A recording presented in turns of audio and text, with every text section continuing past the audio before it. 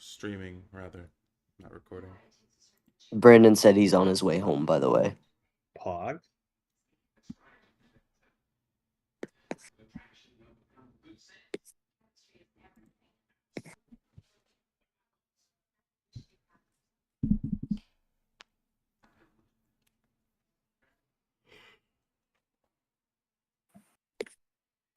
Remember why, but defenders in this group looking at the water. Don't remember what we were doing though.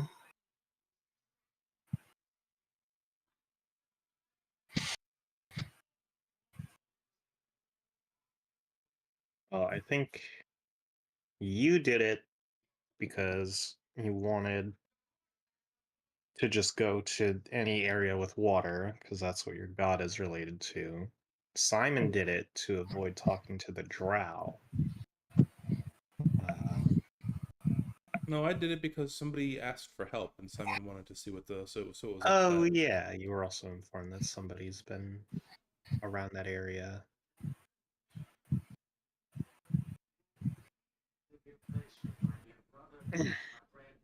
But yes, is everyone ready? I'm ready, boss. Ready. Ready. Yeah, I've been ready. Ready. Okay. So, last time you all continued your travel in the Underdark, heading to the drow capital of Farah Naranzan, stopping at a point of interest on your map. Upon arrival, you learned that it was an area full of a race of hippo people called the Gith. There you met a very friendly Gith who acts as a sort of single-person welcoming committee to this crater within the Underdark known as the Githmune. Where he explained that a long time ago they crash landed on a comet, which made this crater before the Earth kind of swelled up above them. Or at least that's what is said in their ancestral history.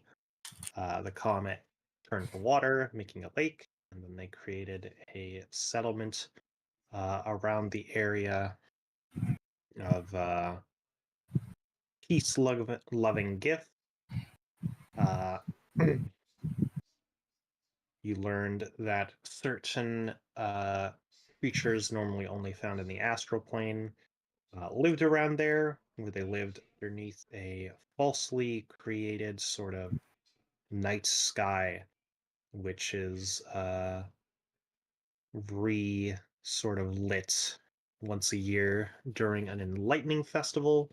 However, the next one is about a month away. You learned that if you wanted to stay anywhere, probably the best spot for it would be the only true building in this area, known as the Ibn Gith Monastery. As well as, well, the Gith here are pretty content. There's apparently someone who's been at the lakeside who has been requesting some form of aid. So you split up. One group headed by Simon, which I know had Simon and Defender in it, but I can't remember anyone else went with Simon.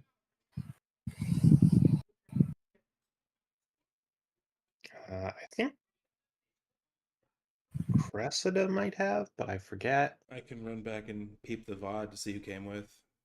I mean, I'll just leave it up to anyone who may have wanted to speak up now.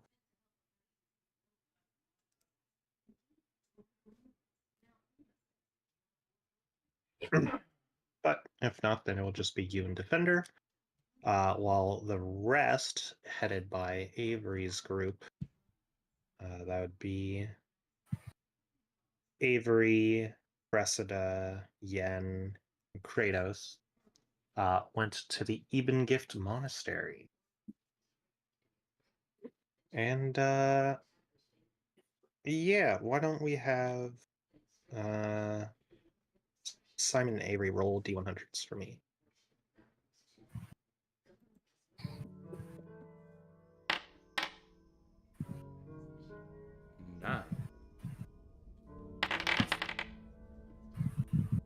right.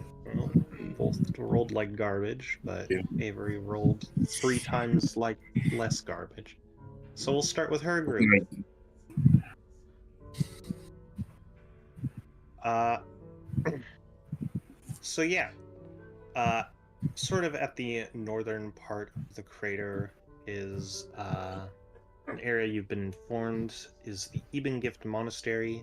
It very much so sticks out. Its architecture is certainly reminiscent of Vile Deep. However, it seems a little bit more ornamental, but it's still made of that sort of black stone. You see, seems to be about like 2.5 stories tall. Uh, probably about 2 floors with like a half inlaid basement. Uh, but yeah, the like there's no real windows. They seem pretty open, and then there's 2 large stone doors which are propped open for anyone to enter.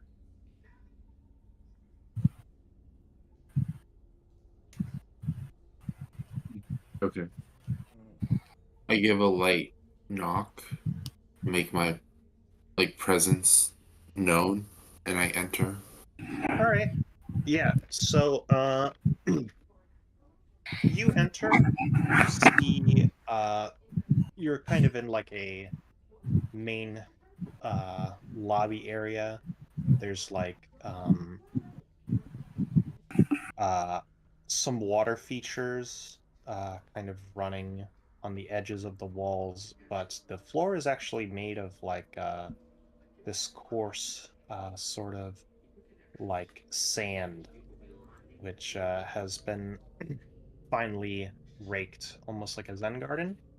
And you see about 4 gifts in various different meditative poses, which they do not seem to exit when you enter. And then you just kind of see uh, some 2 male drow, just kind of like not milling about, but they don't really seem to be doing much of importance. And they definitely like visually stick out compared to GIF and their large robes. Can I discern what kind of worship occurs here?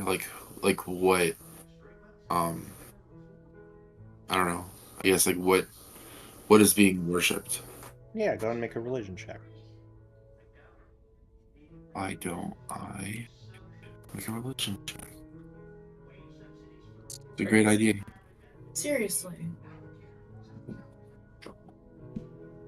Oh, I'm so smart. Here we go.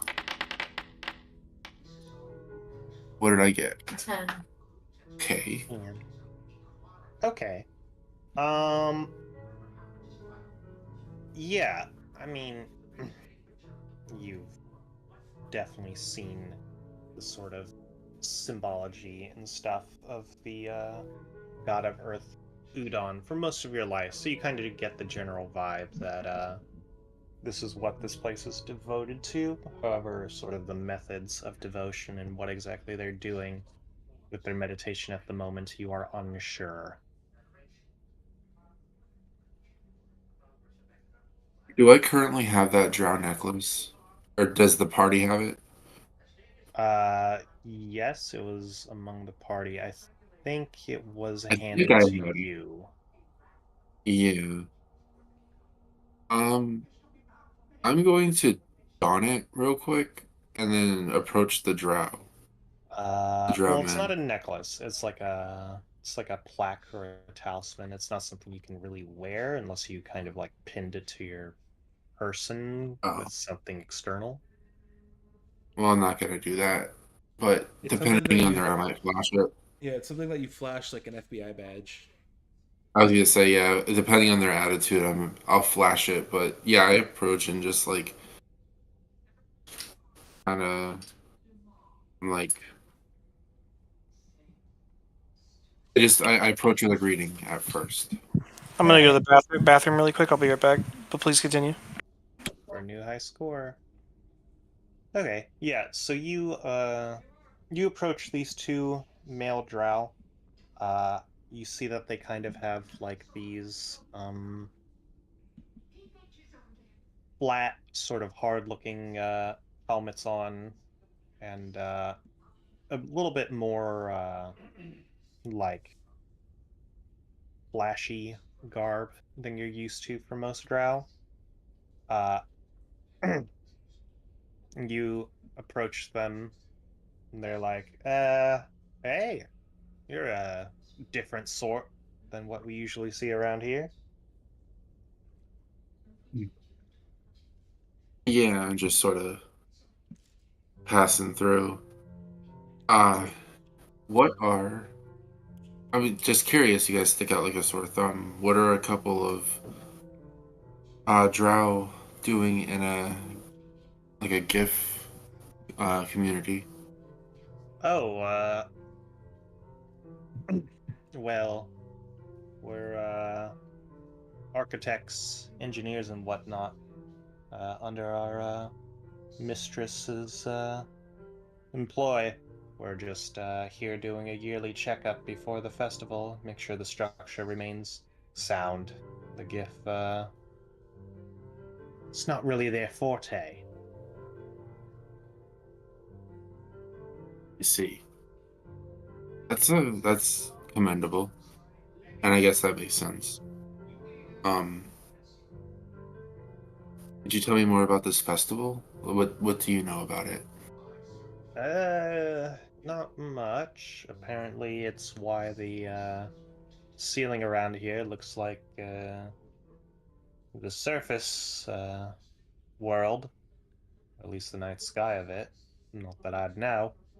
Uh, but sometimes they, even if they don't mean to, they can get a little rowdy with it. So we just make sure this whole structure's ready for the heat of it, as it were.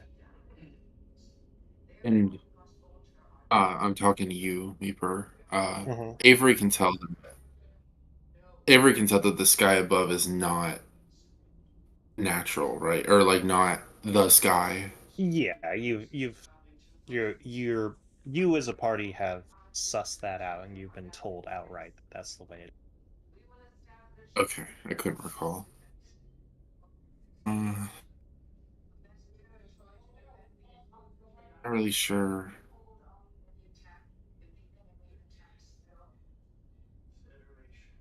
And the GIF that are meditating, are they like they're like in a deep meditative state? Uh, well, I don't hear them snoring, so I don't think so. But usually the one who handles newcomers and affairs like that is some old bloke. Brockus is his name. He's currently speaking to Lady Delandre. Uh, some sort of odd problem we've not dealt with before. Sorry to cut in. Brandon just got home, so we're gonna go fix chili, and then we'll be back. Okay. So he'd probably be able to answer your questions better than me. Okay, wonderful. Could you point me in the direction of Brockus? Uh, yeah, he's like, oh yeah, just go up that set of stairs. The other one we're currently tasked with looking at. We're just waiting for another heads up from the overseer. You'll see him. Thank you. He's the thin one. Okay. You have been incredibly helpful. Thank you so much. Yep. And then I walk off in the direction that the drow told me where Brockus is. All right. Yeah. So you walk upstairs. You see that this is a little bit more of a private communal area, but still clearly open. It's just not as much of a place of worship, as it were. It has like a lot of large rugs and floor pillows and such. You know, hookah pipes and just like various different mushroom bowls, close to the equivalent of fruit bowls, blue loaves of bread and whatnot. Uh, and kind of look around, you see one of the nearby like doors is open, and you can hear some people talking from the other side of the threshold. Okay. So I guess I'll like grab a piece of bread and like just like start eating it, and then like casually try to like eavesdrop, I guess, while not looking suspicious. All right. Yeah. So you kind of lean up near the threshold, kind of use the doors to obscure yourself a bit.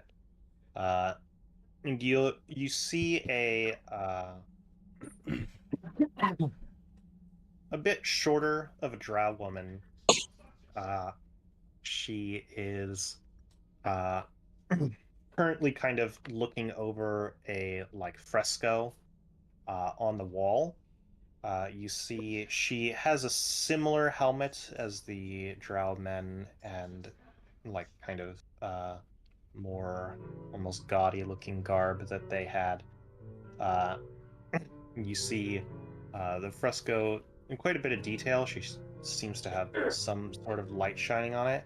Uh, well, behind her, you see a gif. He kind of like towers over her. He has, similar sort of robes on, but they're a little bit fancier. Isn't quite the right word, but they have more layers to them almost. However, they look very baggy and do not fit. As you see, this gift looks kind of old and emaciated. Uh,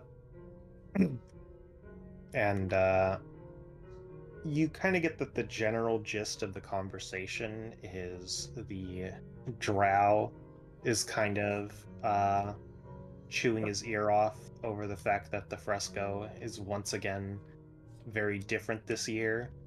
Uh, and the GIF talking to her uh, essentially says that kind of the ever-changing nature of different individuals changing it is what gives it sort of purpose or makes it special.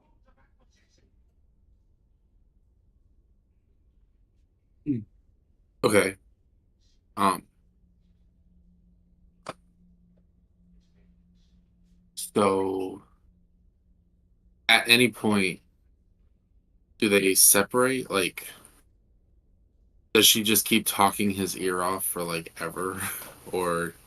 Uh, Not forever, but it's mostly like she'll talk about like that one thing, and then she'll like, there's like the brim on the floor, and she'll start looking at it, and she just kind of gets like uh a little bit more in detail than anyone should ever really care about what's going on with it. She seems to be a bit of a detail oriented, uh almost like bratty about it person.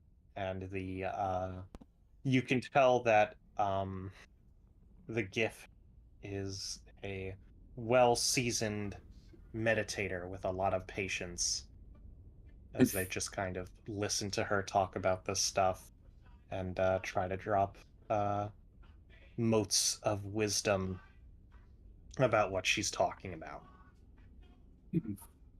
Okay.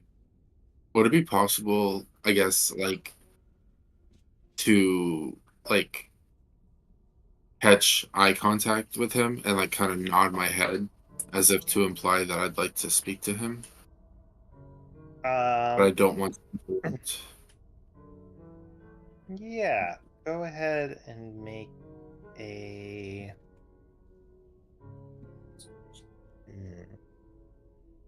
Make a performance check, but use Dex instead. Okay, so that would be +3.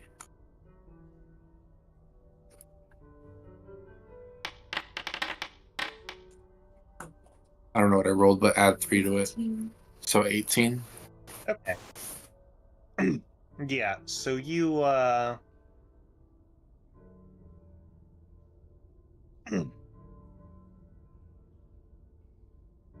you kind of like try to slowly walk into the room until you would uh go about entering his field of vision. Um and sort of like before you even get a chance uh to do something, uh Brachus says, "Give me a moment, won't you, Delandry? One of the monastery's recent guests seems to need something of me." Uh, and he kind of like turns to you uh, and walks over, uh, almost implying that he's known that your presence has been there the whole time. Okay. So I guess I'll start by saying like, sorry to interrupt you there. He's like, it is fine. Uh, I'm not one who wishes to indulge in distractions, but everything sometimes needs my attention. Yeah, she I get the sense that maybe she's not super easy to please, huh? uh, he's he essentially just says, I think the only one who pleases her is herself, so I give her all the opportunity she needs to do. Yeah, I can see that. Anyways, I was told that uh the person I ought to speak to about visitors was you. And I kind of wanted to have a better idea of like the festival and like sort of like the culture around here if you have the time. Uh, he's like, oh, of course. Make yourself comfortable. It seems you've already indulged a bit. Uh, and you see him uh, sit down very lightly in a sort of lotus position, but he doesn't have anything to eat himself. Uh, and he's like, "Did you have any specific question?" Um, I like sheepishly like put down the bread when he mentions that like you've already helped yourself. Like I feel self conscious. Um, I guess okay, so like one of the first things I'd like to know is what is creating that artificial sky? Uh, you see him kind of like take a meditative pose for a moment before he sort of slowly cups his hands together and then holds them out, and you see this small mote of glowing light appear. And he kind of just like lets it filter away out of his hands and kind of float out into the air before it sort of loses focus and dissipates. Uh, and he's like, "We are monks of the Sun Soul. We use That our key. time in meditation to learn how to create light for all those that live down here. More than just us, but also the creatures which came with us, who rely on some semblance of the night sky in order to live their best life." Interesting. And is that are you using key to achieve that sort of glowing light effect? I believe in my time and studies, uh, yes, those around here would refer to this energy as key. Interesting. Um, and pardon my ignorance. What what exactly do you celebrate during this festival, and why are the Drow so interested in it? Hmm. I am not Drow, so I cannot speak for them. But as for us, we celebrate our freedom. Our uh, long distant cousins now seek a more self indulgent and bloodshed way of the world, or universe, I suppose. And when we sought to change our way of life, we were branded as outcasts and hunted until we found this place where we use our powers to still see light of cosmos without fear being seen by those who scorn us. If I could speak candidly, uh, judging by that Drow woman who seems dissatisfied with everything, it would appear to me, from an outsider perspective, that you're not exactly free, but you're under new management. Hmm. No. The Drow, this building, we do appreciate it, and, its purpose is in the name. It is a gift. Eben Gift Monastery. They gave it to us as a form of diplomacy, and, they use it almost as a sort of embassy in this time of year. I love this spider. Did, did they want anything in return? I find it difficult to believe that anybody would give away a piece of architecture like this. Hmm. I think that they understood our appreciation for a god, as well as felt almost as forlorn souls. Plus, it was us who, once upon a time, helped them with the creation of their own city. They were lost just as we once were. So there's nothing, I guess, fishy or abnormal about uh, any goings on here. Like there's no like social injustice. It from the way you talk, it sounds frankly like a utopia. And in my experience, that's hard to come by if not like imaginary. He kind of laughs and he's like, Utopia is just another way of saying the grass is greener on the other side. We've become comfortable with simple things, but we find that even our own kind will succumb themselves to wanderlust, wanting whatnot, and they leave. Sometimes they return, sometimes they don't. But everyone is different. We are just fortunate enough to find a place where we can be different in our own way. I see. So it's more of your needs aren't extraordinary as opposed to it being particularly lavish. I understand. Um,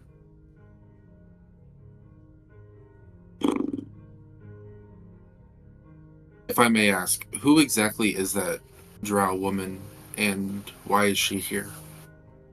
He is an engineer or an architect.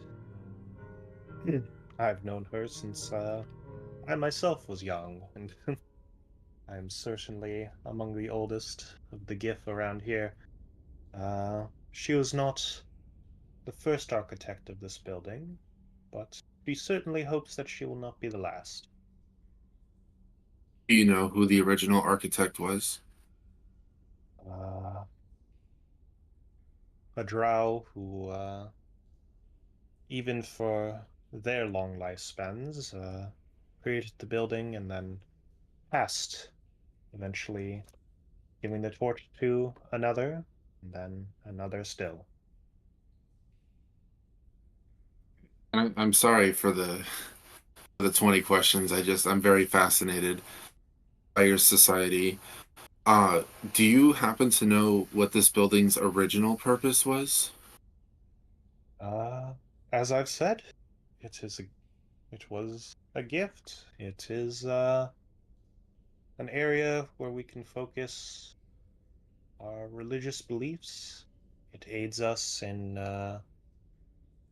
having a safe shelter should any problems arise, and it helps channel our ki, as it were, uh, during the festival. So this building was built specifically for you. It didn't previously exist and then was given to you? Correct. Correct. Okay. And how exactly does this building I guess influence or collect or uh interact with your key? Mm, it gives us a solid foundation from which we can exhibit a sense of stability. Most of the GIF are so free that sometimes it can be hard to find an area of calm, tranquility, and one which we can sculpt in a way to better enforce that ideal. Okay. And I'm almost done here. Um, could you tell me a little bit more about Udon? I assume that is who you worship here. Yes, you are correct. Uh, Udon is a god of the earth, much like their siblings, family, cohorts, friends. We do not know their true relationship to one another uh, with the other gods. Udon has no true alignment, good, bad, lawful, chaos, but they accepted us, and at some point in the creation of the world that they saw fit to bring about a earth and sky over to protect us from uh, our kin who would wish to scorn us, and for that we have remained thankful. Okay, I understand. So you're okay, I don't want to say that. I was gonna say you're under the impression. So uh Udon has given you sanctuary, and for that you are grateful, and for that you worship, if I understand correctly. Yes, this would be a basic understanding of the situation. I suppose there are worse reasons to worship God. Uh, I really appreciate you taking the time to speak with me. You've certainly answered many, many questions that I've had. And if it's all right with you, I think me and my party would like to stay for the festival. Hmm. Are you sure you are willing to stay for a whole month? It is quite a I lot of wasn't time to stay in one space. right. I didn't realize it was Is there like a peak? Is there like a specific day in which um something of importance happens? Hmm. We the festival is only for one day, and it usually sort of crescendos in the evening when me and my fellow worshippers are able to give the key energy which we have spent a year bringing about back into the sky above us. Oh, wait. So the event doesn't last a month, it begins in a month? Is that what you're saying? Correct. Okay. Okay, I understand. Um yeah, I'll speak to my party.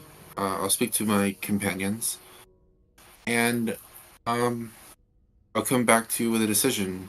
Granted you keep us, Tommy, I swear to God. Uh I'm sorry. I'm sorry. I had to get it out of my system, and I knew it could only be in a DM because I didn't want to derail. you, you broke me out of my role play. Um but yeah, I pretty much wrap up the conversation and I'm very grateful and I thank him for his time. All right. Um I want to report what I've learned to the party. Well, for now, we will go ahead and skip back to Simon and Defender. Uh, so yeah, you both are kind of walking along the lake shore. There you see some very odd creatures you've never really seen before. You see these sort of like fairly large looking, almost like goldfish swimming around in the air above the water, but they have like water bubbles over their heads. And you'll see them sometimes submerge back below the water and then come back up with these water bubbles still intact. And you see. Hmm? How large is this lake? It's pretty large. It's a good, like, about 4 or 5 miles across. Like, you can see Jeez, from one side to the other, but it's definitely big. fuck me. Uh, and yeah, you see, just kind of like paddling along kind of the edge of the water are these odd sort of like birds you've never seen before. Uh, they kind of have like these tall heads and these thin, pointier looking beaks. Uh, but as you're going, you do see uh, a non-GIF sort of walking and more like pacing along one part of the lakeside. What do they look like? Like, what, if not GIF, what did they appear to be?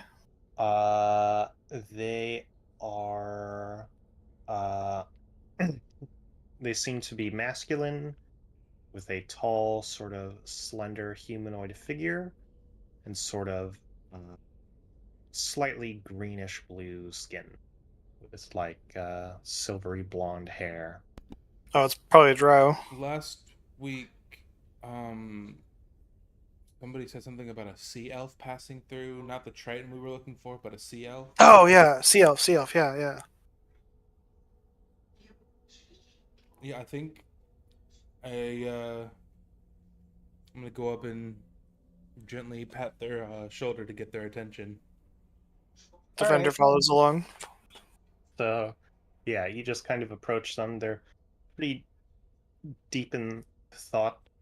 Uh and you just kind of like touch them, and they kind of like spring back 3 feet, and they're like, "By the gods, who dares?" And you see them like pull out a dagger. Terribly sorry, my friend. I did not mean to startle you. We were told that somebody needed assistance down here, and we're passing through and figured, why not help out a little? All right, yeah, you see them return the dagger to its sheath, and they're like, "Oh, oh, ha, wonderful, uh, perfect." Fortune strikes again. Yes, you see, I have recently come across a bit of a sob story. You see, these GIF here hail from the stars, but they are not the only creatures which have made starfall onto our fair planet. However, the other group which I have found does not wish to stay, and as such, they need a means of leaving the planet. Uh, they do have their own ship, of which the engine is functional. However, the control source has unfortunately become beyond salvaging. As such, they have requested that the old Spelljammer helmet, I believe they called it, from the lake here, be acquired and given to them for a return of a rather fabulous bounty. I have done what I could to locate the helm, however, I have been, as of yet, unable to wrest it from its position at the bottom of the lake. Defender's gonna put up a finger and ask, "May anyone participate in this bounty, as it were?" Oh, yes, of course. Your payment would be a portion of the bounty. I will, of course, keep any founder's fee, as it were, but I assure you there is enough from my commissioner, as it were, to make all of our pockets. Defender's gonna slap the sea elf on the back and say, "Excellent, let's be off," and just start walking into the water, waiting with the sea elf, leaving Simon there on the beach. One moment, Defender. Simon Oh, yes? Simon is absolutely giddy with excitement because he's never seen a Spelljammer in person before. He's only ever read about them. I'd like to ask a few more questions of this fine person before we dive, as it were, straight into the adventure. What methods have you tried to wrest it from its watery grave so far? Well, I am not much for bronze, so trying to simply peel it from its position has proven unfruitful. As for investigating it, well, there are certain creatures who have opted to make their home among the interior of the ship, and they seem to have a bit of a distaste for me, as it were. So I haven't really gotten the time before to investigate a way to naturally decouple the helm from the rest of the ship without some odd two-jawed lanky creature from beyond the stars from approaching me. I see. Perhaps I will speak to the rest of my companions, and perhaps we could find a way to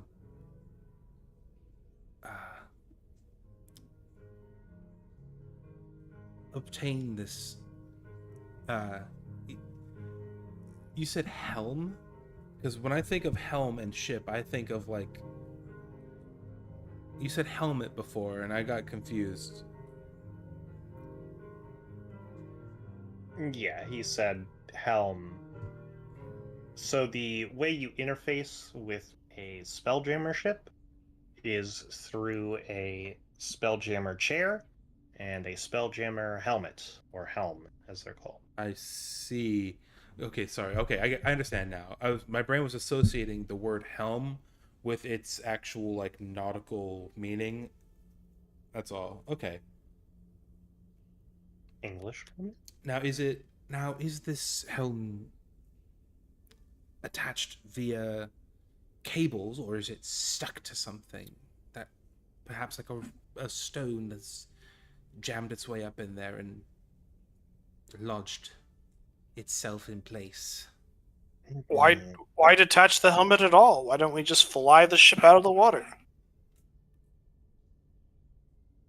That might work should the ship be intact enough to fly, but could it be after however long it's been submerged like this? Do you have a means of traversing the waters down there? I should very much like to go examine it. Uh, he's like, oh, right. I forgot. Not everyone is aquatically inclined. Yes, for a small fee, I'm sure I can magic you up a set of temporary gil. Of course. And what is that small fee total out to be? Hmm. Yeah, you see him kind of look you up and down, and he's like, well, since it is a bit of a investment on my end, I would say about 15 gold now, but it will come back out of my share should we be able to successfully reclaim this bounty. How about that? 15 is reasonable.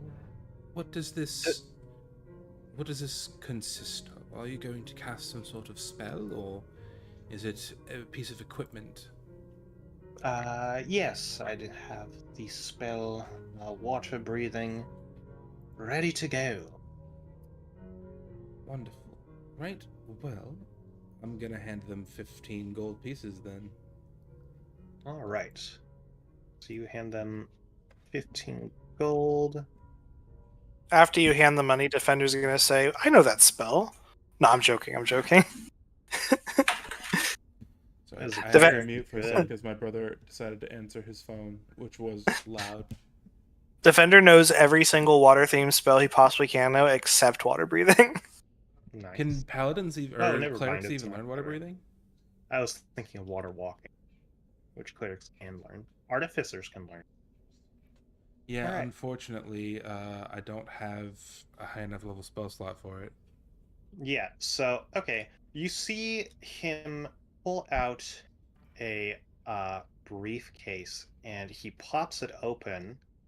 And inside you see these, like, sort of, they almost look like necklaces that aren't looped of almost looks like fishing rope entwined with these like stones which are looped around them in various different like sizes, shapes, colors, and like actual makeup of the stones themselves. And you see him pull out one of them, and he casts a spell on you. Uh, However, it seems to come out as mage armor instead. He's like, oops. Hmm. Seems as if I discombobulated my own sets of spells. And you see him put that sort of string set back in the briefcase, and he messes around with it a little longer before he does pull out a different looking one and successfully cast the spell water breathing on you. Am I still charged up with mage armor as well? You are. Fantastic. I should ask, are you going to charge me for the mage armor?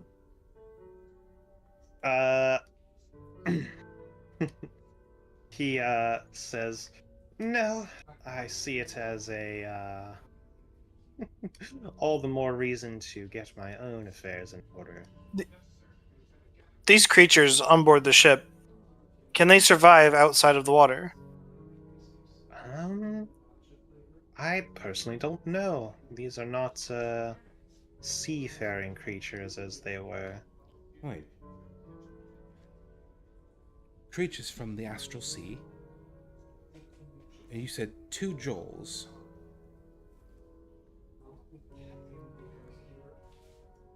That's what it appeared to be. Are you saying Jaws, like Jaws? Jaws? Correct. Okay.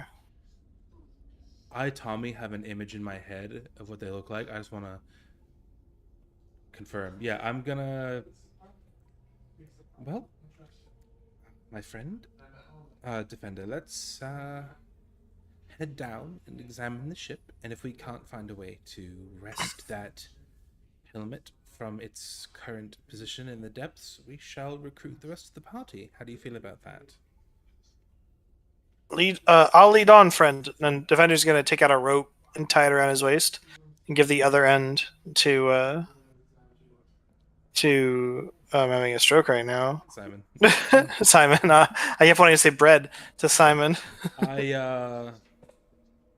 You read my mind, and I take the other end of the rope. And Alrighty. Defender's not going to swim. He's going to literally walk.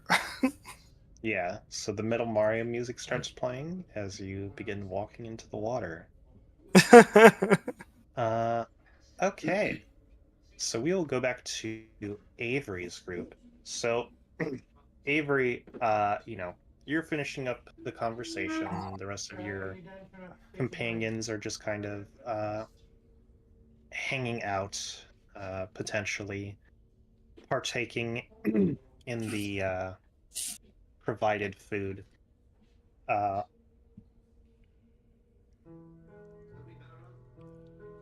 Sorry. But as you are sort of getting up to get ready to leave, you see the drow woman kind of like walks over, and she kind of pops her head around the door, and she's like, "Raucus, hello, I still need you.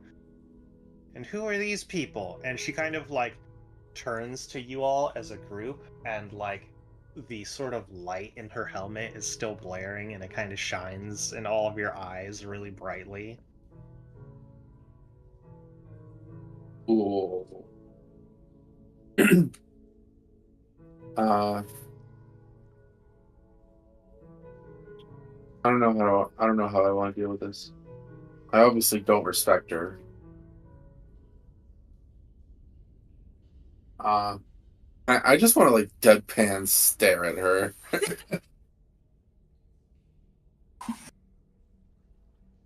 All right.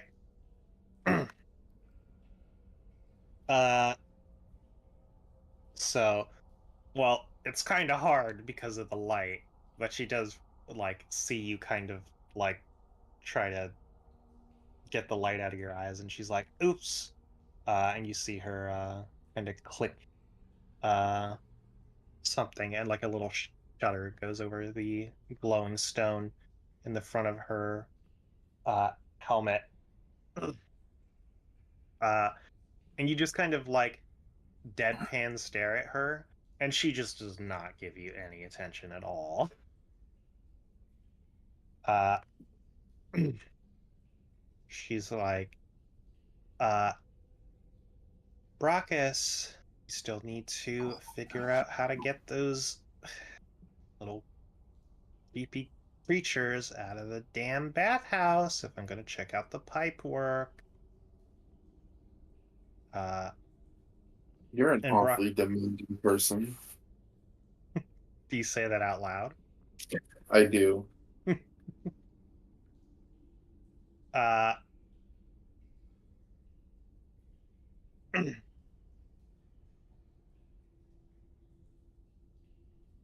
she's just like, well, when my services are in such high demand, I must expect as much from everything else. Well, Uh, I'm sorry. Are you hired? Did they hire you to do this, or are you just here on behalf of the drow? I'm here on behalf of myself. It was Well, you my can't get. architecture guild which made sure that this place exists as a gift, and we will continue to make sure that it stays that way. Okay, well, that's fine and good, but like these poor people, you're here on your own behalf, and you're like, my services are in high demand. Doesn't seem very kind to walk into someone's home and start making demands and messing with things. I assure you, it's all for the best intentions. And besides, nothing would ever get done around here if I didn't come by and put a little bit of pep in their step, as it were. Something tells me that they would be just fine without this building.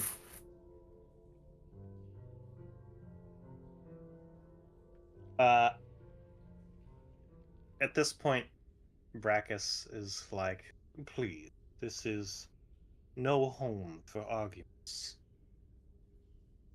Out of respect for him, I shut up.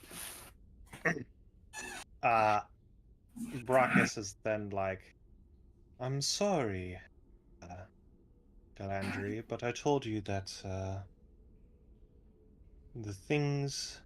the animals currently living within the bathhouse have seemingly made good use of the space, and there is not much I can do besides asking them once again to leave peacefully. I don't wish to attempt to wrest them out of a place in which they have found comfort.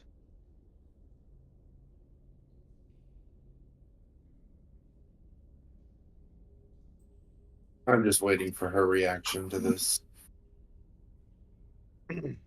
She just kind of like sighs and she's like, Brackus, please. Understand where you're coming from with this, but like, if you want clean water still from like a pipe, this is something that actually needs to be checked. This other stuff is like, it's important, but it's not like no running water anymore. I chime in, and I'm like, what if we were to relocate them to a more suitable environment for them? She's like, see, Brackus? That's what I've been telling you. You just gotta, you're a big guy. Just pick him up and move him if you have to. And Brackus is like, I've informed you that I've already attempted to speak with the creatures, but they seemed rather comfortable, and I feel it would be hypocritical of me to attempt to influence them any further. But This anyone else is more than welcome to try. this sounds like a Cressida job. Just saying. It sounds like what? A Cressida job. Oh.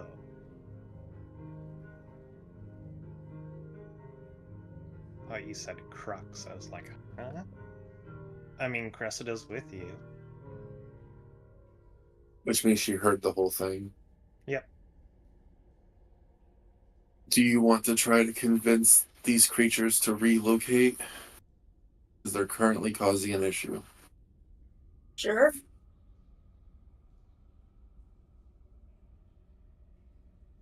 Okie dokie then.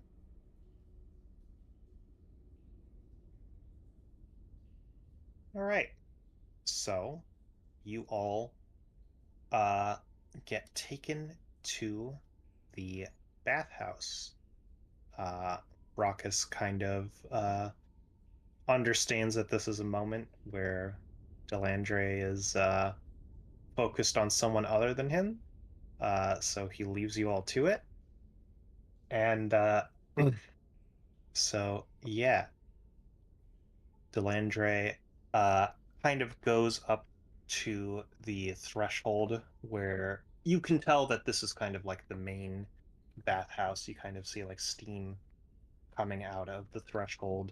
And again, this is like that half basement where like only half of it is underground and then the other half isn't. And there's like sort of like portcullis cutouts in the stone, which allows the steam to sort of flow out and escape. Uh, and yeah, you see Delandry, and she's like, "Okay, so yeah, they're in there.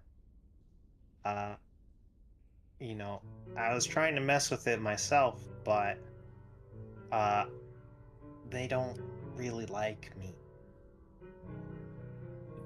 Can't imagine why. I say that under my breath. Okay. Make a stealth check. Is Yen with me? Yes. Yeah, I'm here. Okay. Okay, I feel like, and this is not my character speaking, this is me. I feel like Yen and Cressida would have the best results getting these creatures to relocate. Yeah, I can use charisma and. Can you talk with them? Like, is this going to be? How reasonable are these creatures? I feel like we can do like a good cop, bad cop. We don't even know what they look like. True. Yeah. Maybe it's just like humans. Like they just have humans in there, and they're like creatures. So I've been imagining like Kelpies. Like, Okay. We're having this. They're filling up like a water source, right? Impacting water flow. It seems to Right. be in some way, yes. you said it's a bathhouse, right? Mm-hmm. That they're in. Okay, so bathhouse creature. Oh, they're it's me. I'm the bathhouse creature. Yeah, I feel like we can give this a shot. A chupa Cressida and I I can do mean, this. Cressida they're can be just around the sweet to them, and corner. I can be like, "Oh, creatures, get out." Yeah, do you go into the bathhouse proper to get a better idea of what's going on? Yeah, I will. All right. So, you go into the bathhouse, and there you see kind of lounging in the water, kind of on the side of it, about like uh almost 20 or so what appears to be incredibly large hamsters. How incredibly large are we talking? Uh, Creatures of unusual Like- size. like the biggest one sitting at about like 9 feet, like long Holy shit. from Jesus. nose to like butt. Meeper, they'd be so happy just now. Are they bipedal or are they? Yes. No, they are they're otherwise hamsters, and they're just kind of big chilling in the bathhouse. You see that they kind of don't really care about your presence. Uh, up until you see Delandria kind of peek her head around the corner. Uh, and they all kind of look at the threshold where she's peeking through at the same time. And she just kind of like lets out a little eep and goes back around the corner. And then they go back to milling about. Was there a stable nearby or anywhere where like some sort of grass or hay would have been kept? No. There's mostly just kind of like moss and some amount of like kind of like blue grass that's growing around the lake.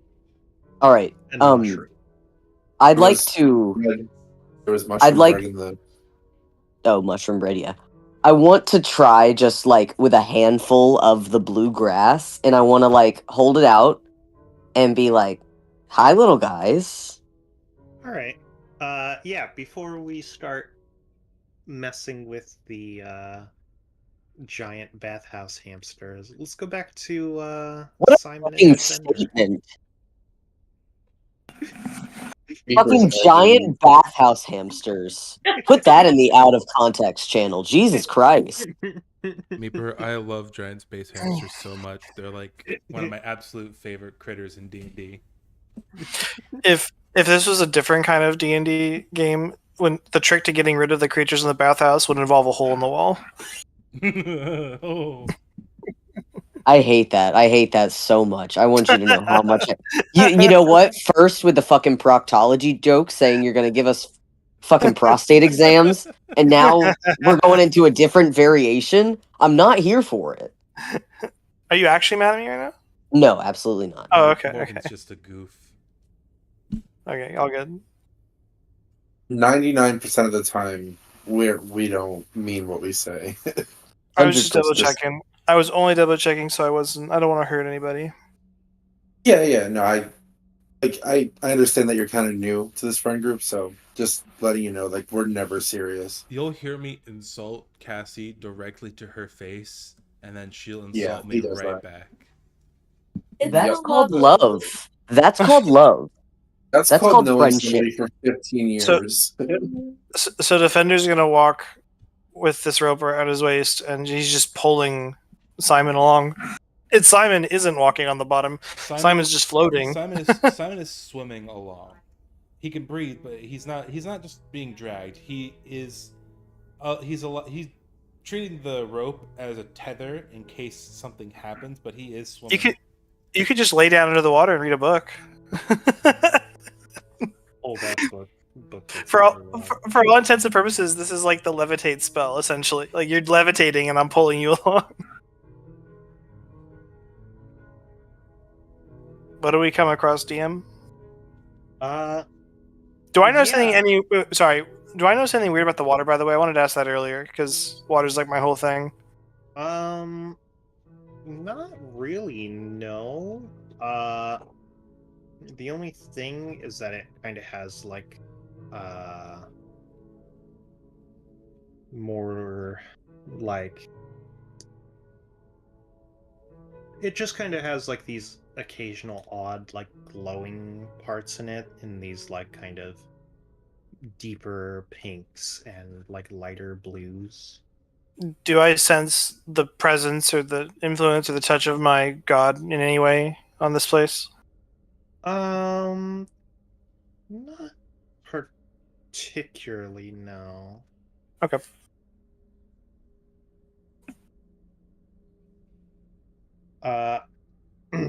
But yeah, as you're going, you see a lot more of those kind of like big orange, frilly, three-eyed goldfish swimming around in large schools. How big is Uh, big? mm, Like a real life koi fish or bigger? a little bit bigger than a real life. Like a Magikarp? Yeah, they range from 2 to 3 feet long. Okay, cool. I'm sorry I interrupted. I was curious. Yeah. So, but yeah, you are just kind of slowly going to the bottom of this basin. Uh, as you both are traveling, can you give me perception checks? Sure. Perception. I'm good at those. I'm okay at those.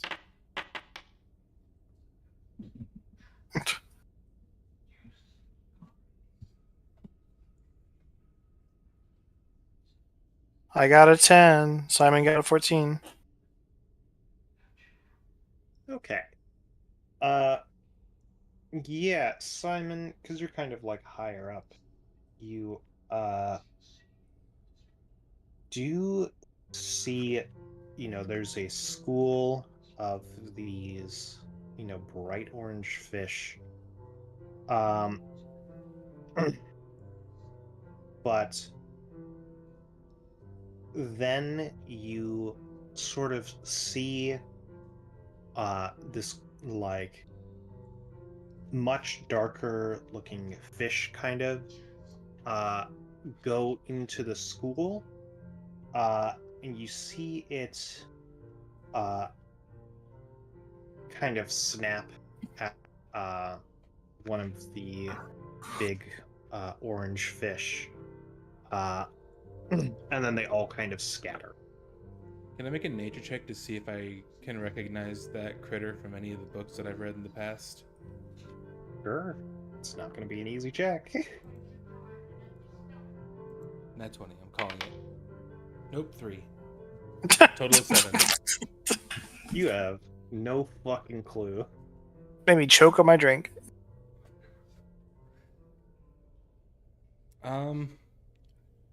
Well. I'm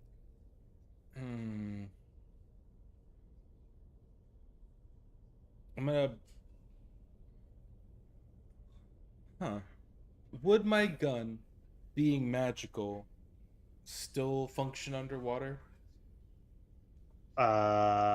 Yes, doesn't use but the range is reduced by half. Okay, I was gonna say, it doesn't use physical ammo. It does force damage, I believe. The bullet is still going to travel slower underwater. Okay. I just wanted to make sure, like, the water wouldn't affect its ability to fire. That's all. Yeah, A normal gun would not fire. Yeah, I'm gonna brandish my weapon and be ready. I'm gonna approach the. How close are we to the helm or to the spelljammer itself? You're definitely getting deeper down there. The effects of water breathing do make it so that the pressure is less apparent on you. But you can still kind of feel it. Like you understand that you are getting deeper and that you have traveled a pretty good distance. You've been down here for at least an hour and a half. I pop my ears to reduce the pressure. Yeah, but you know that water breathing as a spell lasts for 24 hours, so you're not too worried about that. Uh, Yeah. there are forms of light around you. So you think you're about 30 minutes away from where the center of the lake, where you assume that the Spelljammer Helm is. I saw the weird angry fish, but Defender did not, right? Correct. Yeah, I'm gonna point it out to Defender and do a gesture that would indicate, like, hey, quiet, go around. Like, I put my finger up to my mouth, and I gesture to, like, get low to the ground to insinuate, like, stealth of some kind. Defender looks up at where he's pointing. How far away is this mean fish?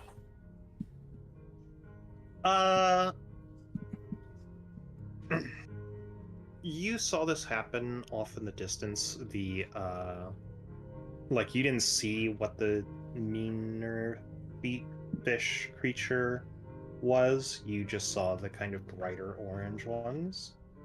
You know that it has like a dark coloration and it is bigger than the smaller fish. But as for how far away it is,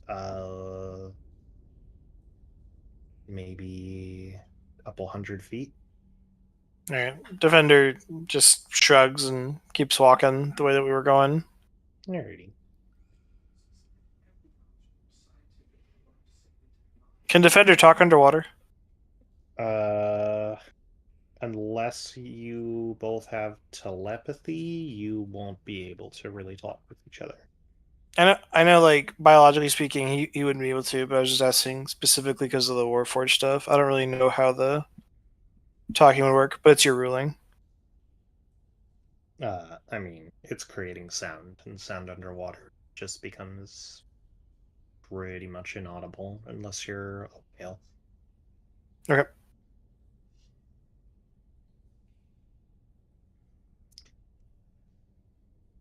Yeah, I'm gonna. How much purchase does the rope have? Like, how much give is there between you and me right now? If it's a 60-foot rope, then 50 feet. Okay. Yeah, I'm gonna. Like I said, I gesture for us to try and be a little stealthy, you know, and go give the angry fish a little bit of a wide berth, so that we don't have to get into an unnecessary combat. Alrighty. Yes. So, you both begin to approach the husk of what you assume is the Spelljammer ship. You notice that it is pretty beat up. It is there's holes in what you assume the hull is, but it's also like decently small looking, and its shape is like a disc with a shallow half dome over it, with the bottom part of the disc having multiple thick looking metal hooks. Does it look like the main body is intact in a single concise piece, or is it like cracked in half? Yes. Like, okay. How big is the ship? Like, is it more than 100 feet long? It has about like a 40-foot radius. It is completely circular. Interesting.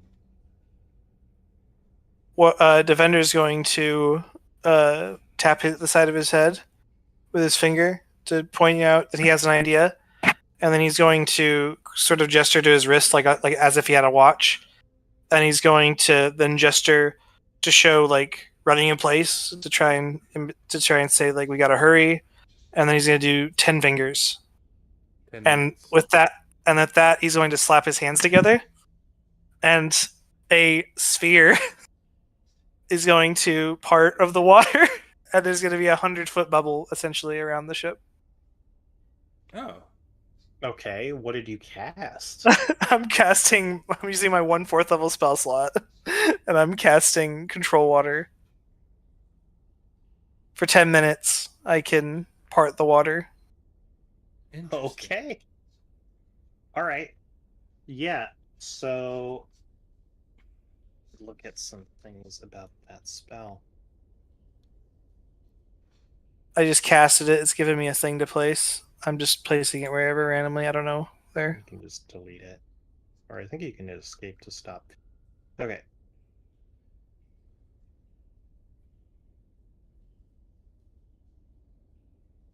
It's concentration up to 10 minutes. All right.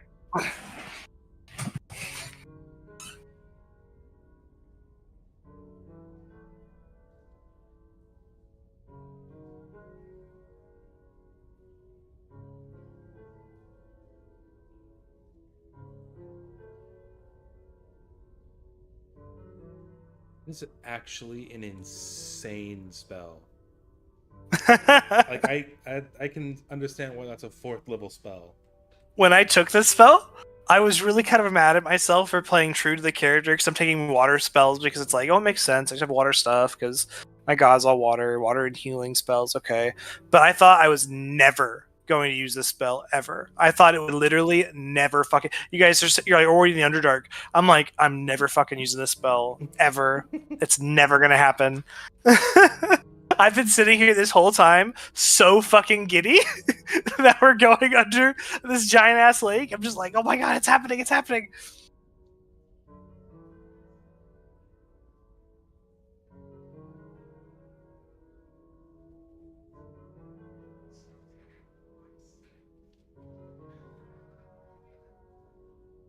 If we can dislodge the ship from any underwater detritus that is around, or any rocks or sand it's buried in, anything like that, we might be able to just float it back up to the top. It's only about 80 feet in total diameter. All right. So, you cast that spell. Immediately, you notice as the water is moving to the side, you see that some creatures that were inside of the ship kind of get yoinked out. They are about 5 foot long, thin, with like blue body, and like red fins going across their body, and they have about, what is that, 10 eyes. It was about like half a dozen or so, and they just kind of go with the water as it parts out and away. So yeah, something I will note is that the area is not a vacuum, but it is not air either. It's just kind of like a very humid mist. So you will be able to talk to each other, but you can only breathe because you have water breathing. All right. I'm gonna hop on into this. One thing, Simon, and if Simon agrees, from this point forward, any movement that I'm doing, and I assume what he's doing, we're dashing. So we're doing our full 60 foot every 6 seconds. We're going as fast as we for can sure. because We 10 only minutes. have 10 minutes. Yeah, for sure. Yeah. Okay. Yeah, I'm gonna run in. I'm gonna make a break for the hull, or not the hull, the helm. I'm gonna see if I can't get it like working at the very least, to try and get it up out of the water. While he does that, I'm gonna see if there's anything holding the ship down that I can maybe use my strength to dislodge. All right. Yeah, you both can make, well, Simon, go ahead and make an investigation check, and Defender can make a perception check. 21. Nice, dude. Seriously. I almost did persuasion on accident.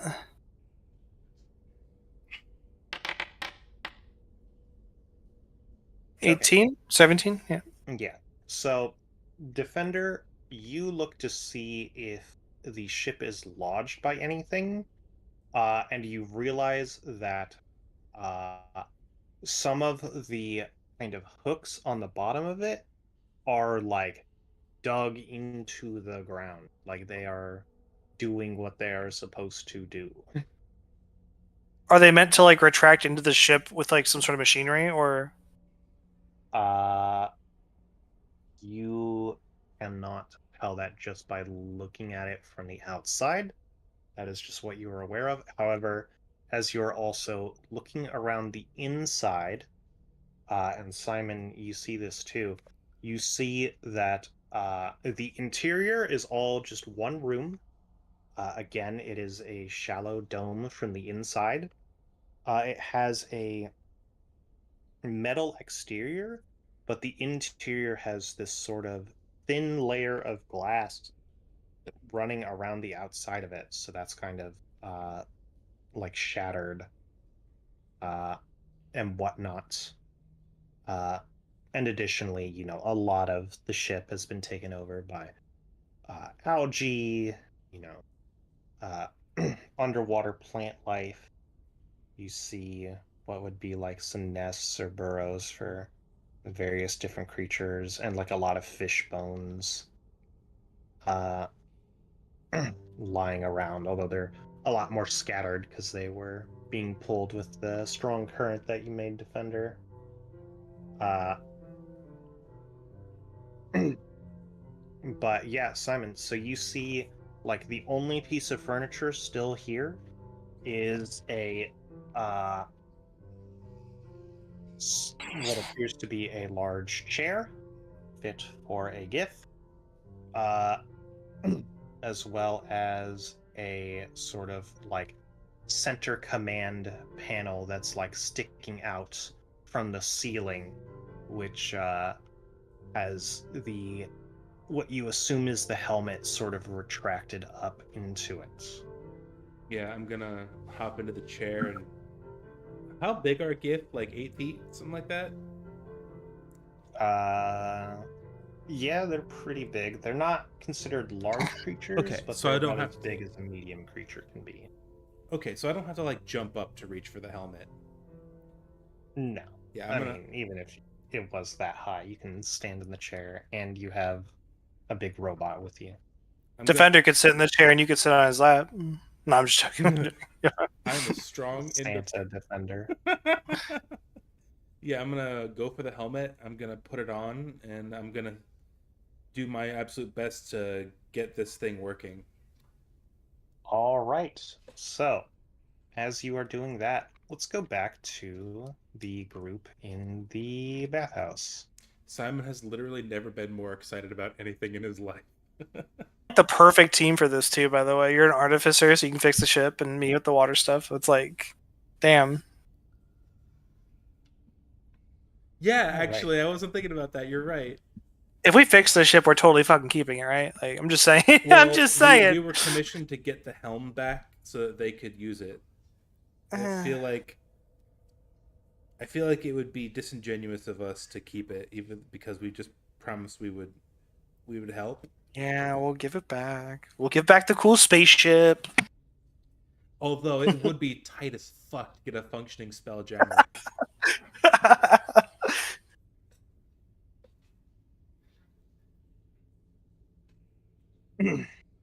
All right. So I'm gonna go back to the thing that we were doing. I'm gonna hold out some grass and see if I can try to. I guess it would be kind of taming the big ass hamsters. Okay. Yeah, go ahead and make an animal handling check for me. One Wait. moment. We You may, guidancing? Wait. we may not walk away with a functioning spelljammer, but we might walk away with a giant space hamster as party's pet. Can I add You're guidance? Yeah. Okay. I thought of So- it. Animal handling, and then do I add something? A D4. Why does Misha look like a little demon when she yawns?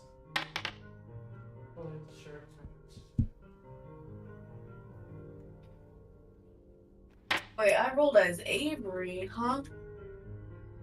All right. Okay. So, Yen, you walk in holding some of this blue grass out, but the giant space hamsters seem entirely uninterested in you or the grass?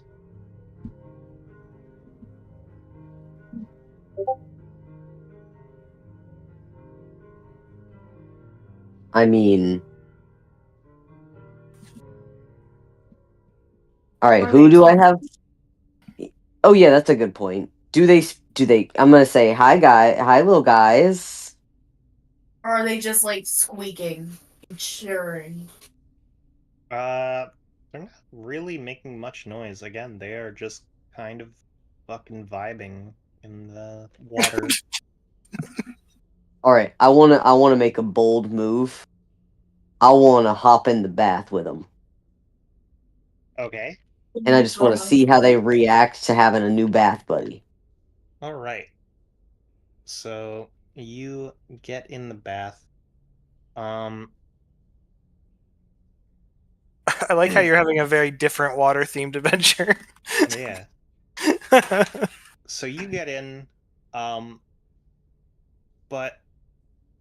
the water is definitely warm. It is steamy. But at this point, you also notice that it's kind of like a weird color and a little stinky. Oh, Yeah. I have a feeling that means I don't want to be in this water, but for experimental sake, I'm still gonna be like trying to, I don't know, pet one, I guess. Just I want to interact with them. I want to see how they interact. All right. Oh my Yeah, god. so you hopping in the water. They don't seem to care. You're gonna try and approach one to pet it. Yeah. Now that All right. Cressida has seen a giant space hamster, once she is able to, once she is a high enough level, she can wild shape into a giant space hamster. I was just about to ask, can I shape into one of them? Let's see here. Because they're beasts. Yes, you would be able to. They're a 1/4 challenge rating. Oh my god, that is. I do it. That is. you can now be a mobile sleep. Oh, I have a stroke. Beanbag chair. Yep. Okay. But first, before I do so, I want to get into like the dead center of the bath that Yen is in, so that I'm in full view of everyone. So that once I become a giant fucking hamster out of nowhere, everyone is forced to fucking pay mind. Okay. Are you like cannonballing into the water when you do that? I didn't think of it like that, but that's a damn good idea. All right. I'm gonna walk. This doesn't seem like I'm the gonna kind of dart water that you'd down want your from the face to go ceiling. under. I'm gonna dart down from the ceiling diagonal as far, like, as fast as I can fly, and then midair turn into a giant fucking hamster and just destroy the bathtub. Okay. Yeah. So you perform the fucking meteor as a giant hamster and just splash into the middle of this nasty fucking water while Yen is in it. Yen, give me a dexterity saving throw. Oh You my god! fucker. How many mouthfuls of water does Yen swallow? That's what I want to know. 0. Oh, that was almost a 20. Perfect. Yen, you are definitely soaked in this very gross water. Yeah, but the only reaction you really get from the giant space hamster, Cressida, is you see one that was kind of like lounging on the edge of the water, just kind of like slowly roll and splash into it. However, you do see the largest one is beginning to approach you, Cressida. Oh boy. I, like, With intent. pick myself up, dust myself off as best I can, and, like, look his way. All right. Uh, yeah. So you see the largest one, kind of come up to you, uh, and it begins sniffing you. But after a moment, it just kind of stops. You hear it make like kind of a chittering noise as it stands up bipedal for a moment, and then it gets back on all fours and just kind of wades through the water back to where it was lounging. I would like to sniff him. Activate sniffing. Did Yen ever make? All right. Oh, yes, she did. Sniff his Yeah. beehole. Make a perception check, and let's see if giant space hamsters have anything special for scent. Let's peruse the book. If they're like Celeste and Lucy, they'll sniff each other's assholes and recognize each other. If they smell like space, then they should smell like burnt toast. That's just you having a stroke. No, that's the thing, though. Yeah, the ambient dusts and gases in space apparently mix together to create a yucky smell. He was making a joke. We don't joke around here. Yeah, She that was just making a nice. joke about burnt toast. Actual astronauts in real life have said that space smells like burnt toast. I think that's them having a stroke in space. No. That's- Also, does anyone else just ever just constantly smell burnt toast? I've never had a stroke, but all I smell ever is burnt toast. The only I way that they sometimes know. I smell something burning, but nothing ever is. I smell a lot of chemical smells. Where do you? Work? I assume they bring things from the outside of the ship inside the ship sometimes, and then it just smells like burnt toast. Yeah. But I don't know why. That's just a known science thing that like NASA dudes have said. Because of all the ambient particles and other such nonsense. And because of the constant strokes. Yeah, constant stroking. That's so disappointing. Space smells like burnt toast. It couldn't smell like fucking rainbows and unicorn shit. Well, why don't you go up there and take your helmet off and take a big whiff?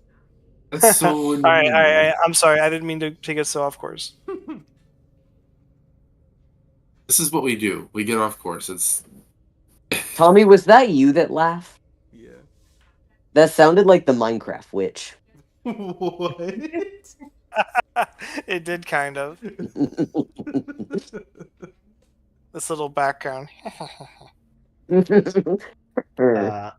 right, yeah, go and make a perception check, Cressida. How do Roll I the do sniff that? hamster. Space Hammer. Space hammer. How do I do that as a space hamster? The whiz is -2. You keep That's your. the thing about It's work. based off of your wisdom. Yeah, you keep It your, is, okay, you, so you just keep all of your perception mental check. stats when you wild shape. You keep all of your Ah, charisma, wisdom, yeah. intelligence. It's just that they have something special. You do not truly become hamster. Hamster. Oh, nice. All right. Okay. Yeah, so you sniff up this giant space hamster. It certainly has an aroma. You can tell it's definitely kind of like the head honcho one. But other than that, like, you can just tell that they've all just kind of been chilling here. They seem to enjoy the warm water, no matter how much they do be shitting in it. Of which we'll be back after these short messages, as in I have to be right back. I'm gonna go back to trying to pet one. All right. Yeah, go ahead and make an animal handling check again. I can't see Cassie, the did cat. you just soundboard us? I was looking for like an Among Us one because Catherine's an imposter, but I couldn't find one. Do I still have guidance? No. Taylor, what the fuck because is that? it's Is the that like a first time you stuffed used it. hamster? Shower. It looks fake. Just let them do their thing. Let them do the game. So Guys, yeah, shower. you You just go up to one of the giant space hamsters, and yeah, you pet it. You give it scritches. It seems pretty chill. Does it seem to enjoy the scritches? Yeah, it's not like it's leaning into it, but it's certainly it's not like it feels like going anywhere. Mm.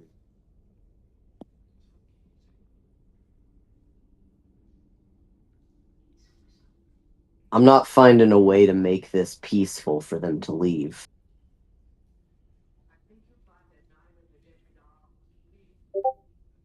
Can we construct a giant wheel?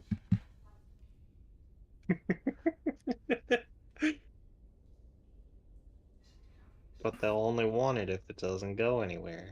A giant hamster ball. Oh yeah. Wait, can Defender come and make a giant air water ball for the hamsters to like run in? Hold on, a giant What? hamster wheel is fucking genius. Also, I'm not Oh even my there. God, the Spelljammer is perfectly circular. Dear All right, God. I need you to bring it here right now.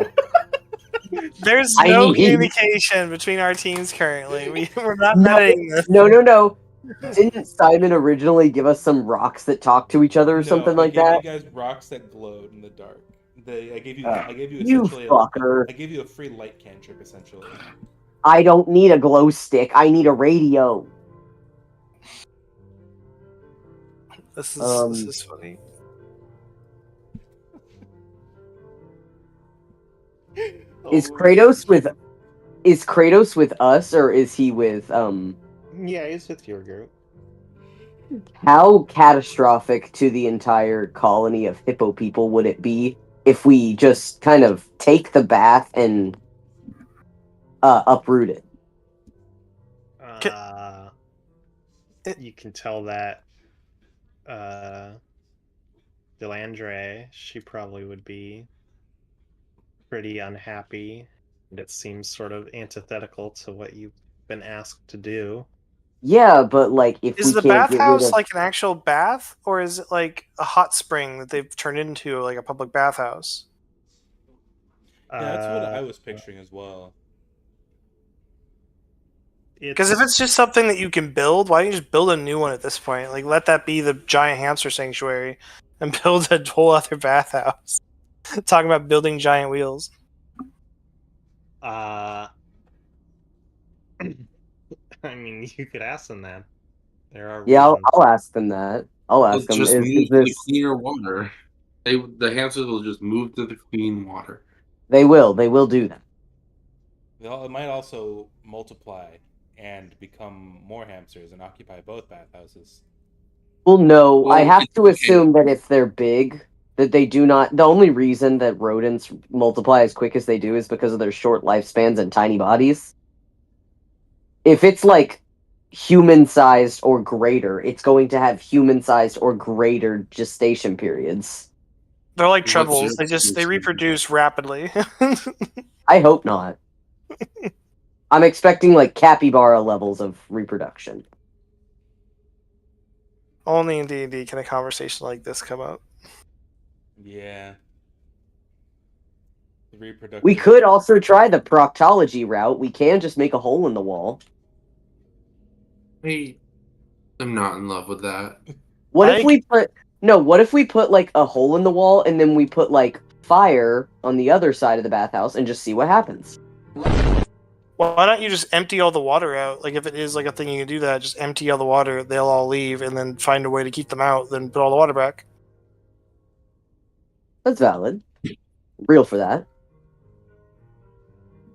I'm not there, though, so I really shouldn't be helping.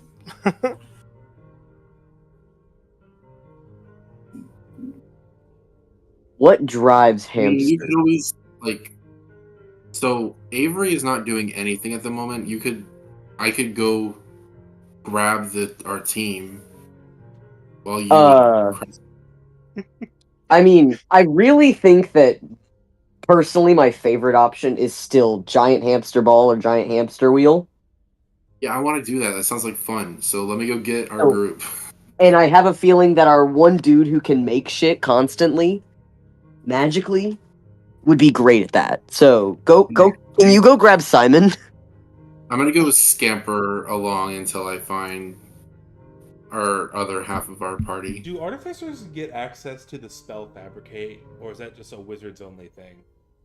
Yeah, I think it's a too high level of a spell for artificers to have it. Fair enough. Wizards only. That's exactly what I was thinking. Wizardsonly.com. Yeah, I don't know why, just the way he said it. Because we're degenerates. That's why. Go look for the nerd and the robot. Do you guys remember? Okay. Do you guys remember I'm the gonna- jingle from Farmers Only? You don't have to be lonely at farmersonly.com. Okay, back to the mission. Yeah. So, well, I guess Yen and Cressida, are you going to keep trying things while Avery is gone, or are you going to just wait for wanna- him to return? I'm gonna try to push the hamster, see if it They're reacts. gonna wait for me because we don't want to do Oh. anything drastic. All right, I'm not gonna push the hamster. I'm gonna leave the hamster alone. To That push feels or good. not push the hamster? That is the question. You gotta Amen to that, gotta- brother. Gotta hop on the giant space hamster and ride it like a little miniature horse. Have you guys watched Gravity Falls? I'm gonna Yes. pull a Mabel and hop on that bitch and say "to freedom" and see what happens. Mhm. How long does it take me to find the nerd and the robot? More than our 10 minutes, I assume, under the water. So Well, so Avery, you spend quite a while walking along the lakeside where you were told that your party members were. But yeah, as you're going, the only thing you really see is you know, this non-gift humanoid, taller, slender frame, sharper looking ears, with sort of this silvery blonde hair and blue to green skin tone. And you see them they're just kind of like looking at the water. You see they have like kind of a pair of binoculars that they're looking into it with.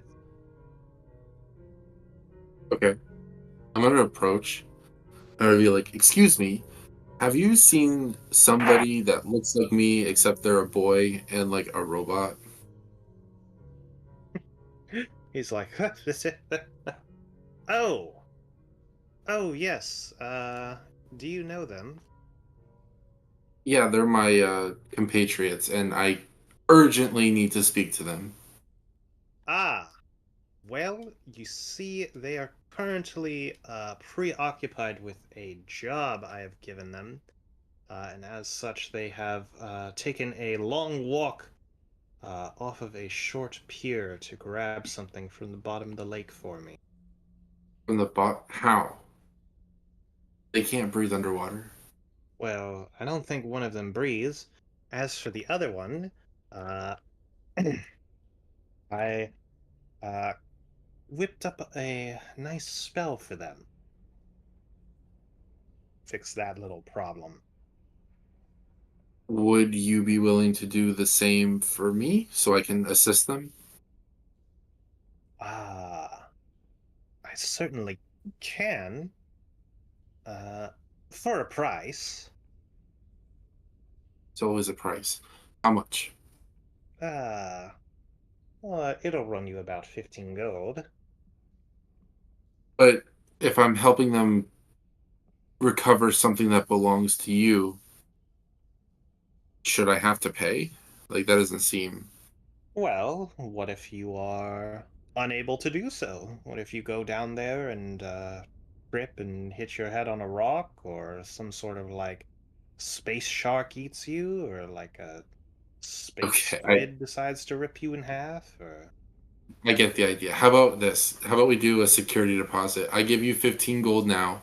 If we return with your belonging, then I get my 15 gold back, and if I don't, you get to keep it. How's that? Works well enough for me. All right, I hand over the 15 gold security deposit. All right. Yeah, you see him be like, all right then.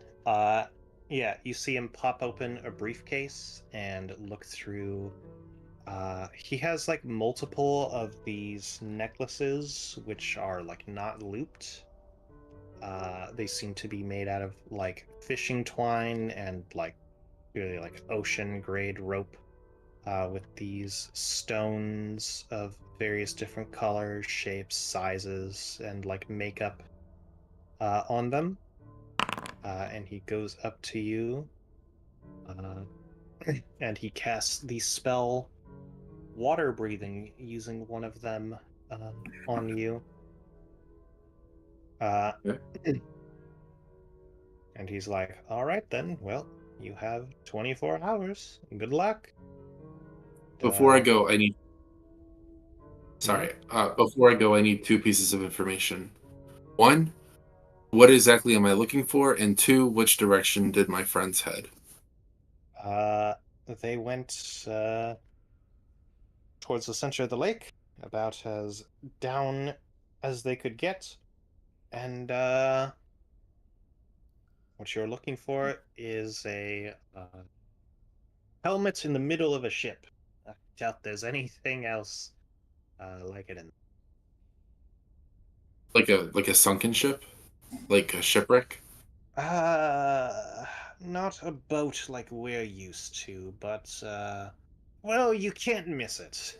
Good luck. Okay, helmet at the bottom of a lake. Got it. And then I Me- dive in.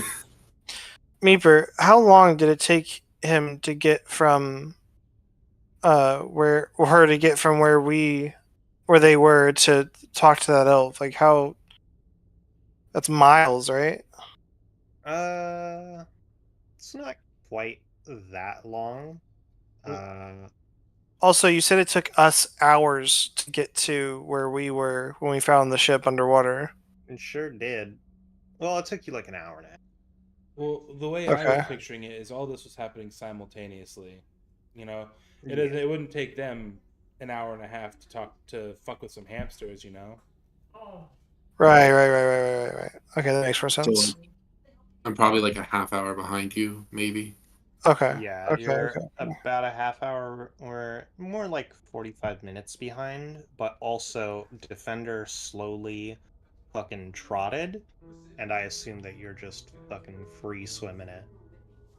Yeah, I want to get this done with very badly.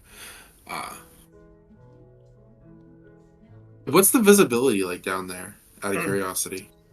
The water is very clear, as well as there is many sort of points where this like ethereal, glowing colored pink and or light darkish blue light is being cast from within the water, as well as many of the creatures are bioluminescent, including the flora. Really So I clear wouldn't. deep water always scared the shit out of me. So I wouldn't really have a hard time navigating. No. Okay. You know what? I'm gonna do it anyways. That way, like, I'm more easily spotted. I'm going to. I assume that because it's magic, I can do this. Well, you have another one that's just radiant, right? Oh yeah. How about that? I forgot about that. But it doesn't emit light, does it? Yeah, your weapon shits a No. bright light of a range of 20 feet on the right of dawn. Oh. Well, then I do that. Okay. And that Yeah. way, not only can I see a bit better, but they can see me. I don't Alright. know if I rolled for damage. It's not showing up. You rolled a 5.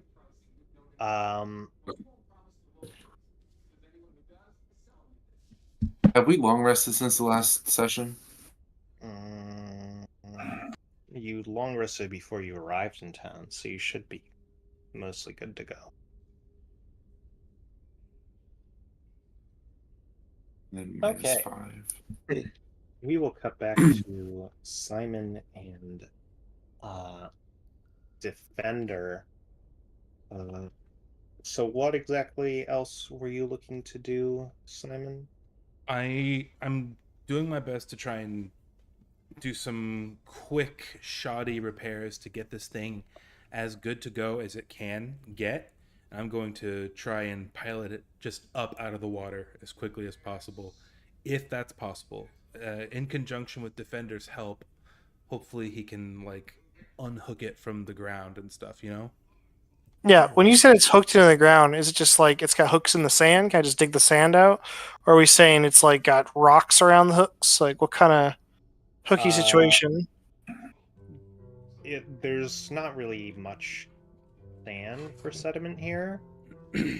If there is, it's like a very shallow layer. It's mostly like rock with algae and moss over it because it's in the bottom of a cave. How many hooks are we talking here? There is 6 total, pretty large ones, and about 3 of them are hooked into the ground to varying degrees. Like one is just kind of barely in, another one's halfway in, and then another one like you can only see the very edges of it connected to the ship. So these are like the hooks that like the ship would use to like attach to the underside of a rock floating in space, essentially, right? Like if I'm getting That's what it my seems mental to be, image. yes. Okay. Can I give me? Obviously, you're describing the situation. I can't actually see it. Can you just tell me, like, does it look like there's a reasonable amount of like? Is it reasonable for my character to think that he could maybe break all or unloose enough of them in time within the 10-minute window? Or No. okay, there's not. That's not gonna happen. Okay, Okay. Is I'm there? gonna go inside and just convey what I've found to me what I found to Simon and be like, there's got to be a way to deactivate the hooks. You got to retract them. Yeah, I'm gonna take a look over the control panel if I can get this thing up and running. See if I can't retract the hooks. Have you put on the helmet yet? Yeah, absolutely. Okay. All right.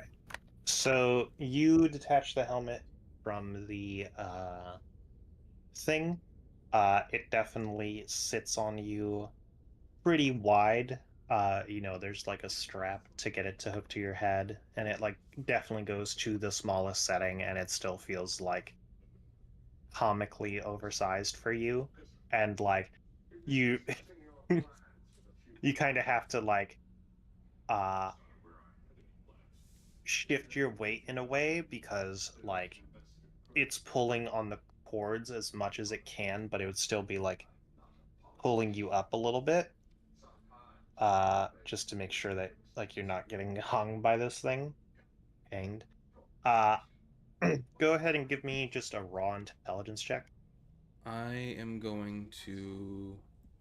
Would Simon get any sort of like anything bonus to this check because he's like an artificer and this would be like his expertise? Bell jamming is not quite something that would be in Simon's realm of expertise. Simon has never had to interact with a spelljammer before. He's definitely read about them, but he's never. Okay, never mind. I'm gonna use a luck point. I'm gonna try and get this. Yeah, I'm definitely using a luck point. Oh, I'm gonna use another luck point. 2 2s in a row. That's crazy. I get 3 2s. A 3. Okay, I'm gonna use my last luck point for the day. Fuck this. Please God. Please God. Oh. All right.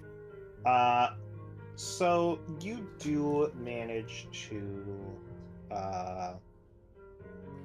Can I Yeah, cast you have- guidance on him? Oh yeah, if you've had that, you could have casted that. Oh. Can I do it now though, or are you gonna rule it too late? Yeah, I'll let you do it. Whatever. so 15. 15. Okay. Yeah. So you managed to link up with the helm pretty successfully. However, you kind of get an information overload the moment you do, just kind of like blasted into your brain. It gives you like the current status of the ship, which is not great. Uh, gives you like an understanding of like the most recent logs that happened. Uh, Basically, everything is saying like evacuate, get out of here. It's basically on red alert, even though like nothing is happening anymore. It's just its diagnostics is telling itself that things are fucked. Can I try to override the diagnostics to try and unhook it from the ground? Let me rephrase that. Does me having the helmet on give me a modicum of control? Um, it does. However, you can understand that uh, currently there is basically no power, uh, and that like the engine is completely waterlogged. Um,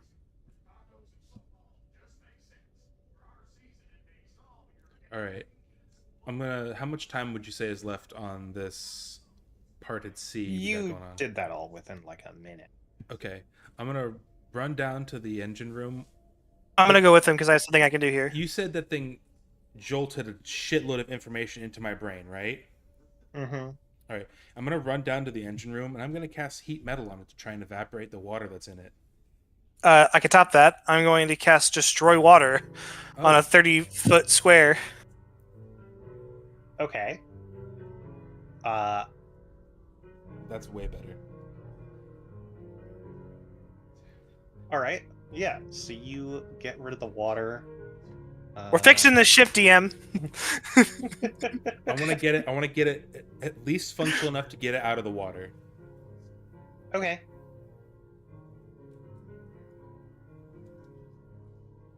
So what else was wrong with the ship? So there's no power. The engine was waterlogged. Where in the ship is the source of power? Like so that After I cast the spell, get rid of the water in the engine room. Can we like press a button to turn the engine back on? Can we can we start the engine? That would be done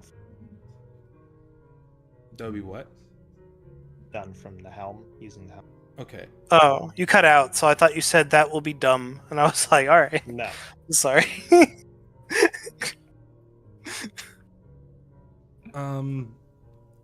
If there's no power, I want to see like what sort of energy source the engine needs to start, where the fuel goes, what can I do about it, you know? All right. Yeah, from the diagnostics, and it takes you a bit to parse, you understand that it's solar based. And that the ship has managed to sort of gain like very thin amounts of power over time, just from like bioluminescence and light that's filtering through. But it also has been basically burning that same amount of power with just like background systems. Can I tell that should the engine get going, if it can like sort of the engine will like charge the battery, so to speak, sort of like how an alternator does that for a car? No. No, it won't, or no, I can't tell. It does not seem like that's what would happen. Okay. Seems pretty. Does it have enough power to start the engines and leave the water at least and get to the shore? It does not seem so. Defender. Shit. What is the brightest light you can conjure down here? None at all, unless I pray and just hope something cool happens, but not really. I have nothing I can do for this. Let me see. Let me look through Unless- my spells. Unless I have a feature that does something. Wait, let me. I might actually have a thing here.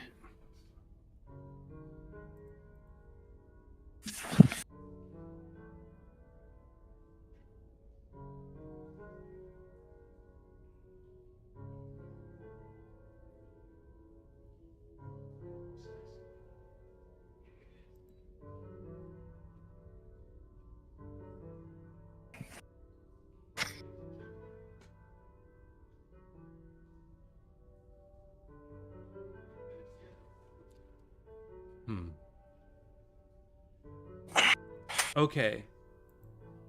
What If you could give me a ruby, I can make a flame, but that's about it. What I want to do. How big can that be? My flame? No. Hold on. Sorry. How big is the engine, Meeper? I imagine it's pretty fucking big. Yeah, it's fairly large, and it's like also kind of a cramped space. It's like good, maybe 15 by 15 by like 5 feet. The description for Shield of Faith says a shimmering field appears. Could I just do that and stand on top of the ship and that be enough light? If I snap a glow stick and then put it in front of a solar panel, can it power my city? I had an idea, but I don't want a metagame. It does involve Cassie. It involves her getting here, because her My sword would definitely not power that thing. it sheds bright light in 20 foot radius. It's literally radiant. So Paper just used a glow stick analogy. My sword is basically a glow stick. Your sword is definitely brighter than my Shield of Faith.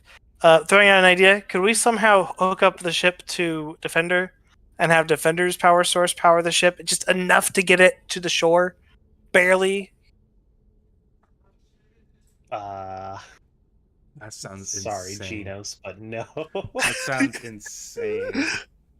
I feel like so what we could do is we could just bust the ceiling open and let actual light in. I got an idea. Why We is need it- you guys to get up here, make a hamster wheel, and we can hamster wheel power it. Oh my God. fucking god. The hamster wheel was the reason. Alright, listen, I have a question. So the light, I hope time isn't How passing insane. in the thing as we discuss this. No. So light can't reach the ship because we're too deep, right? Is what you're saying? Not really. Like I said, it was getting some amount of light. It's just like it's not really able to hold a charge because it's doing like background things. It does, however, Okay. have a very small amount of power, but like too little for engines. It would have to be some other function of the ship. All right. Can we What if I I'm want gonna all go- lightning? start turning stuff off. Yeah, that's what Turn I was- off. that- We that's- don't need life support. We That's don't need. literally what I was. Yeah. You and I are on the same wavelength. I'm gonna go up and Yeah. I'm gonna start turning off unnecessary background processes like the safety checks and the life support and things like that. All right. Yeah, make an intelligence check. It'd be funny That'd if be we so turn off Swear to life God. support Swear and to all God. the GIF. Hold on, wait. You turn off light support and all the GIF up here start fucking suffocating, like it's providing life support to the whole cave. we Do I turn get there off. yet? Meeper, do I get there yet? Not quite yet. All right. So you turn off what you can. However, anything short of turning off like the actual operating system doesn't work. But there is not much you turn off. You basically turn off its general sensors. You tell it to turn off anything that checks for any warnings or whatnot. So it just kind of assumes that it's still at where it was. You turn off like even the background lights that was giving like light near the engine and stuff. But like some notable things that definitely were not on were like main light sources, the atmosphere generator, uh, the engines themselves, uh, and then there is a like input for a defensive system, but there was none attached to this ship, so that wouldn't have really taken much power regardless. I did have a question. Mm-hmm. I want to see if you can rule of cool this. Can I create? Can I use the spell air bubble to like put a defensive bubble of air around the engine for until, like, if we need to get out of the water, or if defender's spell ends, the air bubble will be there over the engine so it won't get waterlogged again. We can figure out a way to fuel the ship and get it out without air getting into the air, without water getting into the engine. Is that, how would you rule that? Because I know the spell stipulates that you cast a spell over someone's head, but Uh, Maybe it'll cost HP to fucking maintain that. Cast it at like 2 higher levels and combine them. I literally can't. It's a second level spell, and I can't cast anything higher than second level right now. oh, and you have that spell? Yeah. It's called Air Bubble. Do you have it prepare? I do not. Oh, right. Artificers have to prepare their spells. I've been using the same, like, Weird. I've been using the same 3 spells forever. Like Shatter, Scorching Ray, and like Firebolt. I got I'm so confused. I'm like, why did somebody need to cast water breathing? I've got a question here. So the engines won't turn on because you don't have power, but is there some sort of system that makes the ship sort of just float in general? Like the engines might make it like go forward, but like, is there something that makes it float in general? Like some sort of anti-gravity system or something? But yeah, is there like some sort of buoyancy? I'll pull system? this thing. I'll pull this thing out of the water. Like I'll pull it out. there. Or shit, can we? Sorry, new question. This is even better. I'm so sorry to interrupt you. Can we just seal the breaches so that the water doesn't come back in, and then that way, when my spell ends, it'll just float. The ship will float, maybe. That's actually I have an idea. You're not there. that's actually pretty smart. Damn it. All right, that's actually really smart. I've got like scrap metal and stuff in my bag. This might actually be a pretty good idea. The breaches are decently big. Some mending spells would do it, but mending takes a long time to cast. I feel like if we focused on the ones on the ceiling, it would create a dome of air that would lift it. If we don't have to worry about the ones on the bottom just yet. So I will say, the engine does have impulse, which is a very slower form of movement, as opposed to like its full power for movement. And as for the gravity generation, that is part of its atmosphere generation. Do we have enough power to make it just float then?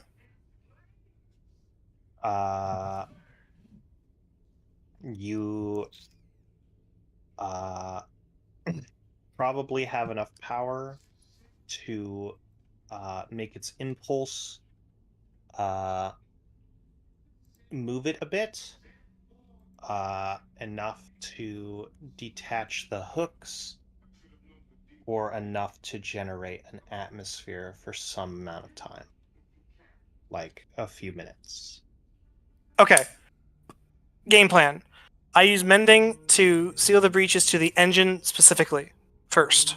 All right. That takes a minute to cast. Is that can I just is one mending enough to feel the to fix the breach just to the engine room? So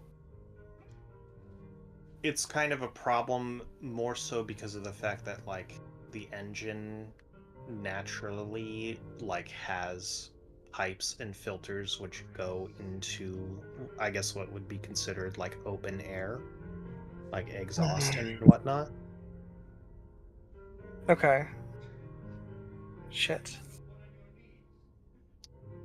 I will say by this point, Avery, you are kind of you're near the ship, uh, Oh, and it's yes. very strange because you get there, but there's like this cube of open area around it that does not seem to be near water.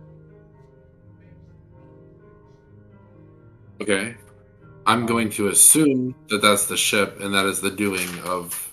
Yeah, she literally said you can't miss it, and that's something underwater Yeah. that you can't miss. Can That seems like I can't miss it. So I head toward it, light ablazing. my thing doesn't go all the way to the surface, so I assume the ship can't fly through water at all, can it? Not unless it's also generating an atmosphere. Okay, so we need to Okay. generate the atmosphere first. Yeah, let's turn that on. Generate the atmosphere, and then we'll use brute strength to break the hooks off over time. I do have a question. Isn't the ship made of metal? Overall? Yeah, mostly. Isn't Simon able to use heat metal? Yeah.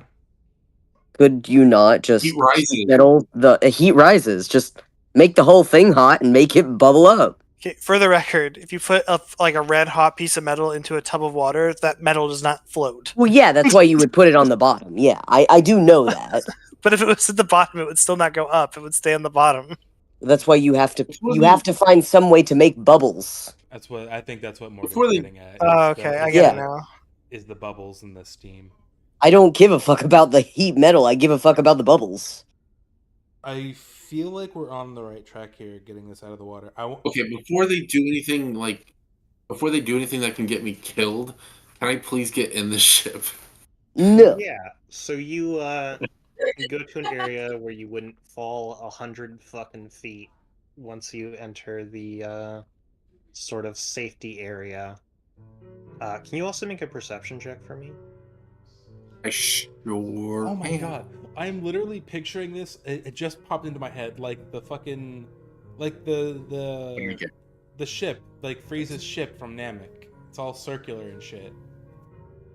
I think that we need to turn on the ship's atmospheric thing to keep the water out, and then we can. My spell can end. It won't matter. The water will be kept out of the ship. Then we can just use brute force to break the hooks off on the outside, and then once the hooks are off and the atmospheric thing is there, because it'll make it like float, and we can just float it up to the surface, and we could just tie something to it, or slowly swim it back to shore or something, or row it back to shore. I feel like atmosphere and breaking the hooks is like step one. I feel like that's perfect. Yeah. Because basically, DM said that we had two choices. We could either use the thing to break the hooks or use the power for the atmosphere. And we need the atmosphere to A, make it float, and also B, to keep the water out of the engines anyway. So we have to do the atmosphere. Sorry, go ahead. As a 15, yes. Yeah, so Avery, you managed to hop out of the water. You have never really been in a body of water for a long time. So kind of as you hop out, you kind of feel this more gaseous vapor on your hands. Again, it's not air. So like you can kind of feel the self-inflicted wound you make, and it kind of hurts a bit, like it's still open. It's just kind of very slowly and lightly been bleeding. And you kind of like, as you're looking around, you turn around and you see a group of, and you don't know if this is all you see, but like 5 or 6 of these pretty large looking fish are kind of swimming around the edges of this air bubble that's been made. Okay. Is radiant light, is it hot? Is it searing by chance? It's searing. Moonbeam describes causing searing pain. Moonbeam describes searing pain. Yeah. I can't read my Right of Dawn. If you scroll up. Your what now? Right of Dawn, I can't read it on this tiny ass screen. Right on. Where do I find that? It's just scroll up on the chat.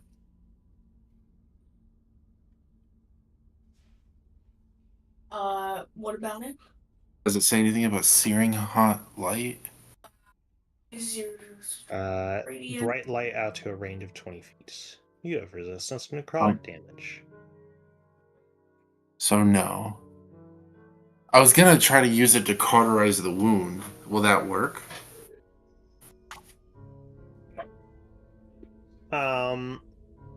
No, but now that it's kind of like has the chance to dry, you know that it'll close up pretty quickly on its own. But it does seem like you may have led some things to here. Okay, but I'm not in any immediate danger. Correct. Depending on the Okay. time frame of immediate. Meaning, as of right now, so as of right now, I am walking on quote unquote dry land Yes. because I'm in the air bubble. Okay. Mhm. You can still tell that the effects of the spell are the only reason you can breathe here. However, you can hear Simon and Defender talking to each other about what to do in the distance. Okay. I follow the sound of the voices. We turn on the ship's atmospheric thing. Yeah, I run up to the. I run back into the hull, and I put the helmet on, and I turn on the ship's atmosphere. I Alright. came here to tell you guys something crazy, and it looks like you're doing your own thing. Simon Yeah. Simon jolts his head over to Avery with a gigantic grin on his face. He is just absolutely giddy with joy right now. You are in your element, buddy. Simon's like, "There's a space jammer here," and then Defender's like, "There's so much water here." This is really a match made in heaven. I just had the entire ship's diagnostic system injected into my brain. I know everything about this ship. Oh, that's That cool. I don't have the fucking time to parse it. Well, that's cool. Does that mean that you can get this thing out of the water if you know everything about it? I'm desperately trying. The atmosphere was turned on, so Defender can turn off his air bubble. All we need to do Okay. is get rid of those hooks on the outside, and this thing should be free to float up. I have What's a stopping Defender. you from So- injecting it? Defender has an idea on that really quick. When I release the water, when Defender releases the water, he can at the same time also because the way the spell works is I can actually switch the use of it. So I can do one of the other effects, which is the current. So I can release the effect, and within one round, the area fills up with water again. But in that same round that it's filling up, I can have the water, the flow of the water, push the ship upwards. So I think that if me and what class is Avery? I'm a blood hunter. Okay, what's your strength level? My strength is an 8, so. Okay, so Oh, if is my wait, if me, myself, and I go outside and try to lift the ship while the flow's pushing up, maybe it'll break all the hooks. Maybe. my strength is 10. My charisma is 8. My bad. The Defender wants to talk more to Avery, but can't because Defender in hurry for time to minute limit. So DM, is the atmospheric thing on? Yes. So Simon, you tell it to turn on the atmosphere. Do you want to spend a little bit of power to get the diagnostics to tell you how much time you have, or are you just going to I'm gonna let it ride. hope for the? Okay, you let it ride. Let it You have ride. No Here's the thing, idea if this is going to last 1 minute or Here's the thing. multiple hours. It's or gonna what. last as long as it's gonna last, no matter how much power I decide to use. So That's a fair point. I want to use the help action on Defender when the time comes. Defender's grabbing Avery and pulling him outside with him. By the way, I'm not closing the cube of water yet. I'm gonna take Avery over to the hooks, and I'm gonna start beating away at these hooks, and I want to try and break as many as I can until I'm down to like the last. I'm not even joking. The last 6 seconds of the spell. I want to deal with as many hooks as I possibly can until I'm down to that last with Avery's help until that last 6 seconds of the spell, and then I'm gonna change the spell. So if we're talking about this plan, right? Because I feel like I should hold off on turning the atmosphere on until the spell is going to come to an end, because I can't waste precious seconds on that. You know? Right. Good point. So I'll wait until the spell's about to end to turn on the atmosphere. Yeah, we're all in sync. We're all in sync. DM, how many things can I break in the time that until the thing happens? Let's see here. I'm busting rock. I'm breaking off rusty hooks. I'm doing whatever I can to get this thing dislodged. I can make a strength check.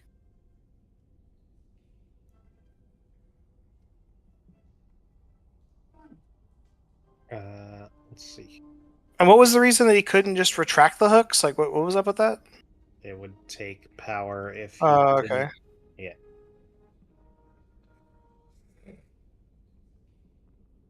Okay.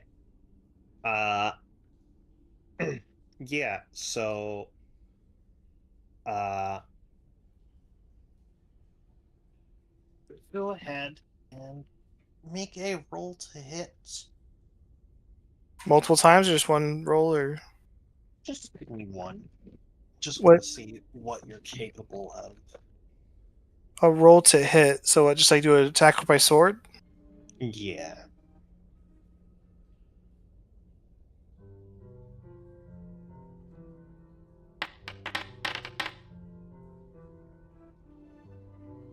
Okay, that's damage, but you were probably hitting it anyway.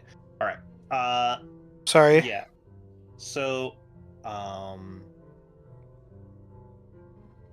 given the amount of time you will have, it feels very unlikely you would ever be able to do enough damage to meaningfully touch the hooks in any way.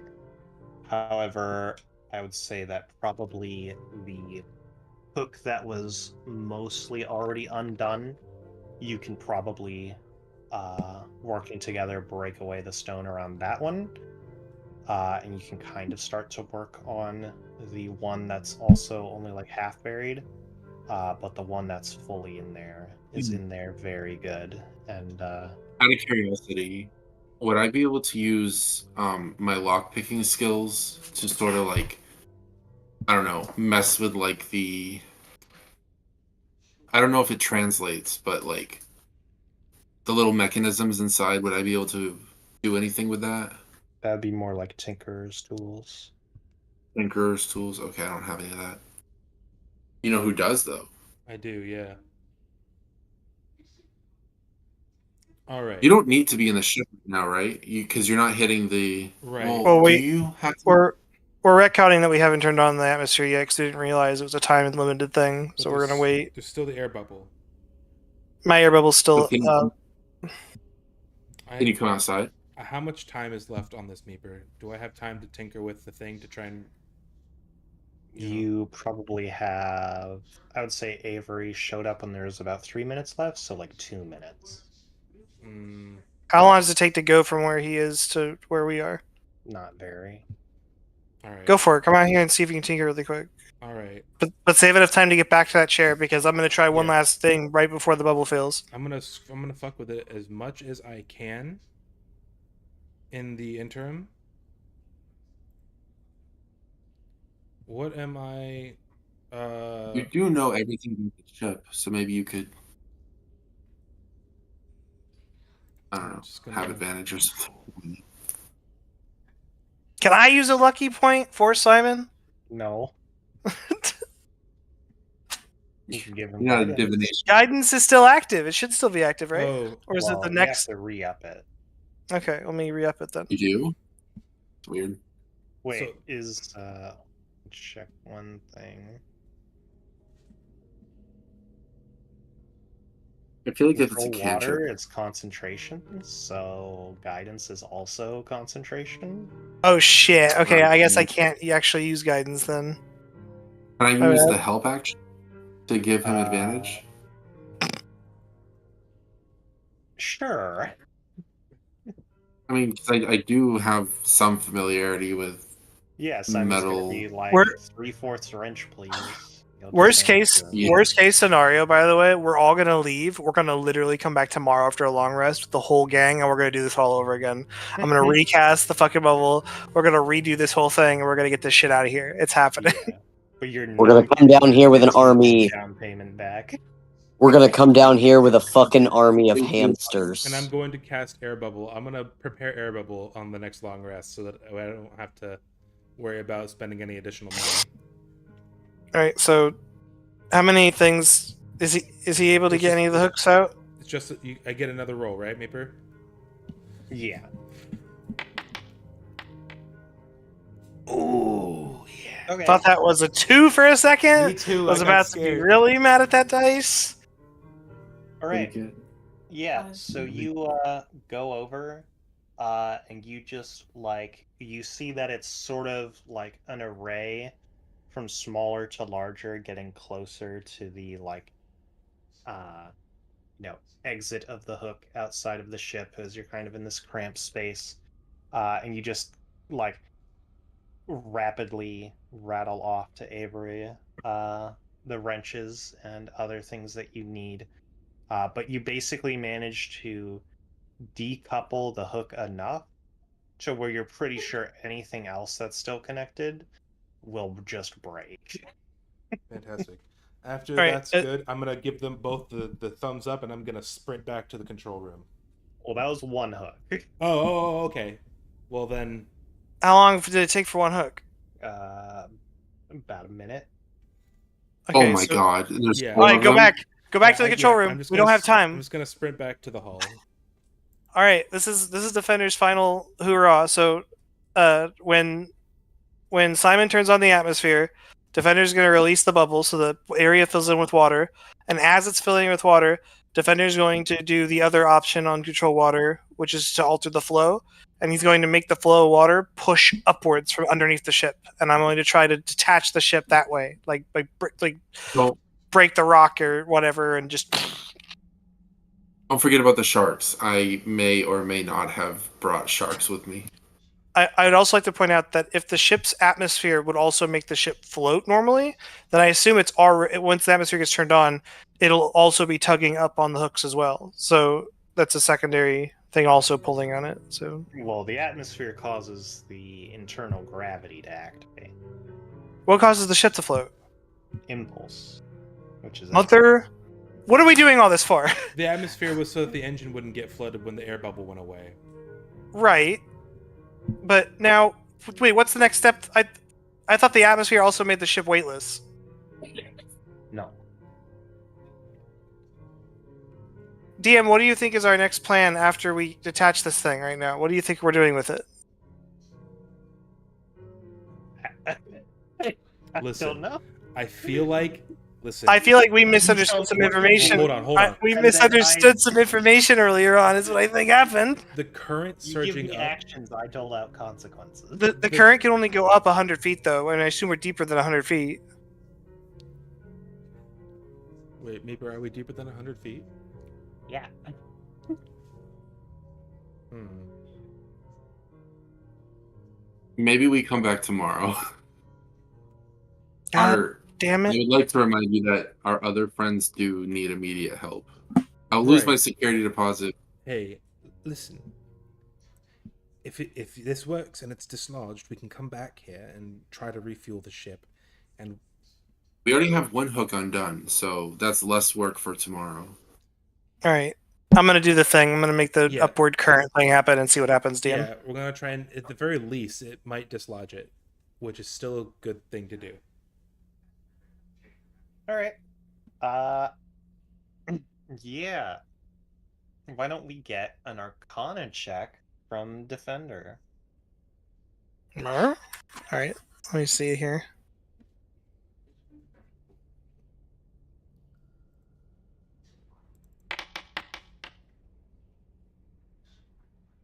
All right. Yeah. So you you kind of as the your spell gets close to ending, Simon, so tell me again, Simon, what are you doing with your burst of power? I'm waiting until the water's about to come flooding back in, and then I'm turning the atmosphere on so that the engine doesn't flood again. Wait, quick question before we finally commit. Quick question here. If Simon did turn on the impulse, would that, like, maybe we're vastly underestimating how powerful that is. If he just turned on impulse, would that just jump the ship straight to the shore? Like, would it Well, just, would it here's just the blast thing. it all the way there? Okay. The reason was choosing the atmosphere over the impulse because the engine will get flooded as soon as the air bubble disappears. Right, I'm saying 1 second, like You're 1 right. second You know of what? it being on. I feel like would that? you're right. That's actually a good point. Yeah, I'll go with the impulse engine then. No, don't do it. I'm asking the DM because you have the helmet on, so you would know how powerful those engines are. Like, is the impulse like I don't understand. Well, for example, in Star Trek, impulse. If you travel at impulse speed for 1 second, you travel halfway across the solar system. So, like, how far do you travel with 1 second of impulse power, DM? Simon doesn't know. He spent time doing things instead of learning things. Okay, and I think we should stick with our original atmospheric plan then. Although, what's the point of the atmospheric thing anyway? Yeah, we're gonna come back down here in the morning anyway. I'm gonna go with impulse and say fuck it. Consequences. Let's just Yeah, give do it a shot. impulse. You can always Um, destroy water on the engine again. Come back down. We can do this all over Yeah. again. Yeah. So he does impulse, and I push up from underneath. And let me guess, the ship's gonna get torn in half because we turned off the warnings or something. I have a thing. Tommy, do you have enough spell slots for us in case that dude is not available tomorrow? Do you have enough spell slots to give us all air bubble or breathe, whatever it's called, It is air bubble. just in case the And- dude's like, "Sorry, I'm not fucking here today." Gone fishing. I mean, we could also just take a boat out over where the thing is, and then you all tie yourselves to me, and I jump in the water, and then you all just hold your breath, and then I do the cube of air around the ship. I have 3 second level spell slots, so I can cast air bubble on myself, Avery, and one other person but I won't be able to fight very well. I can just learn it and cast it all the way up. You can Does also it- if you you- can also shapeshift into something that swims, I assume. If you Yeah, I can, but no one else can. if you upcast it, does that allow you to apply it to more people? It absolutely Well- does. Additional 2 people per level. Really? Yeah. Ooh, and you can learn that as a druid? Yeah.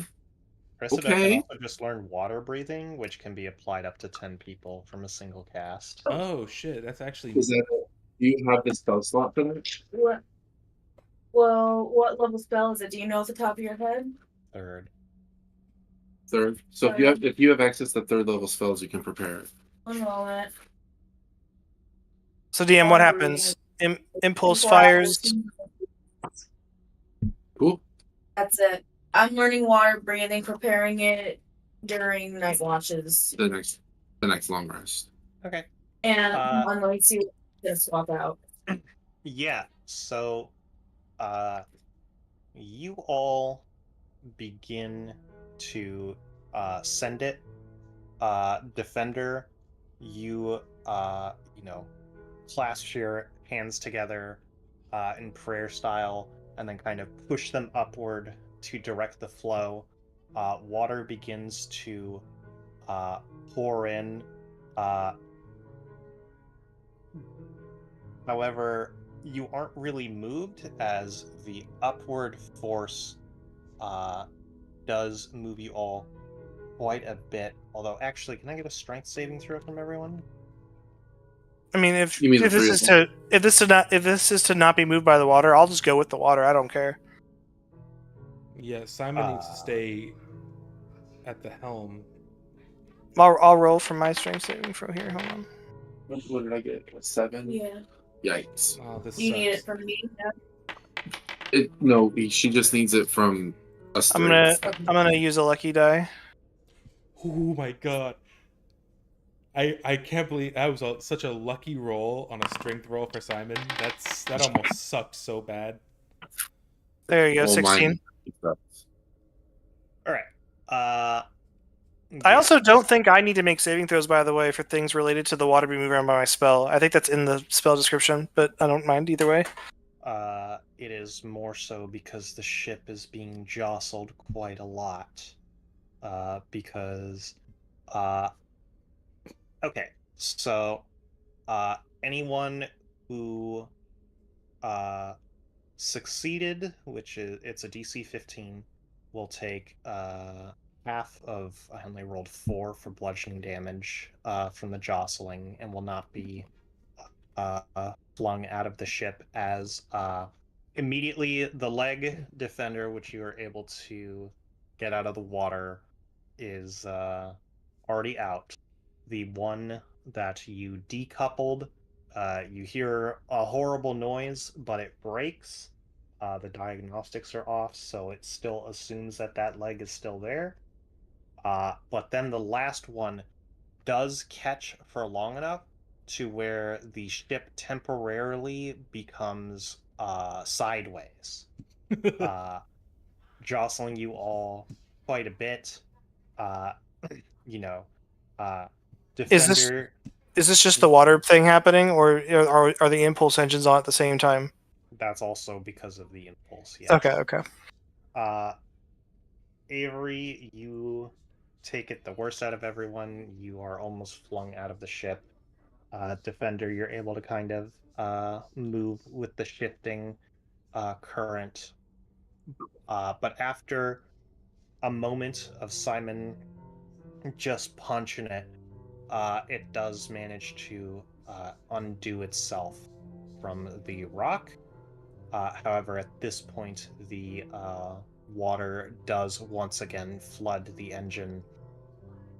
You hear a horrible gurgling noise, and the ship, after a moment, sinks back to the bottom of the lake. All right, mission accomplished. All right, who had Party Dozen Ocean Gate on their bingo card?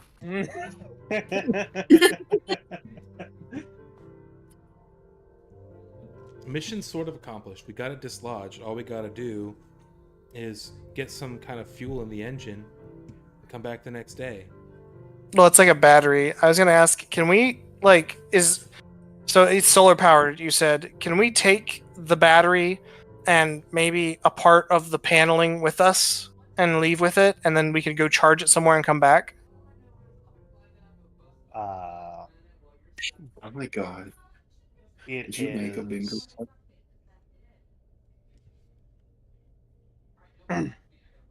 You Elon understand that Musk it is would gonna give take- me a new battery. It would take a long time to figure out how to do that, much less be able to apply it. Well, okay. I'm just gonna tell Simon to turn off everything so it's just gaining power overnight. Yeah, Maybe I don't know. I'm just gonna shut off everything I can shut off, just to make sure that it's not wasting any energy.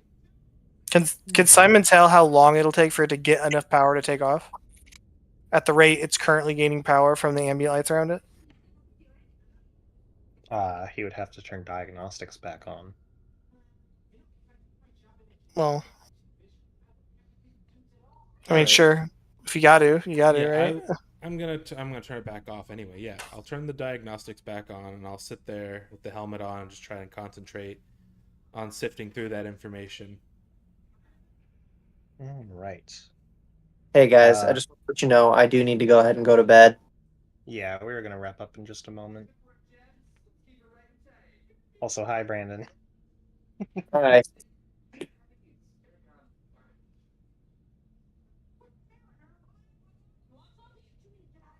Sorry, we kind of hogged the session with the Spelljammer shit.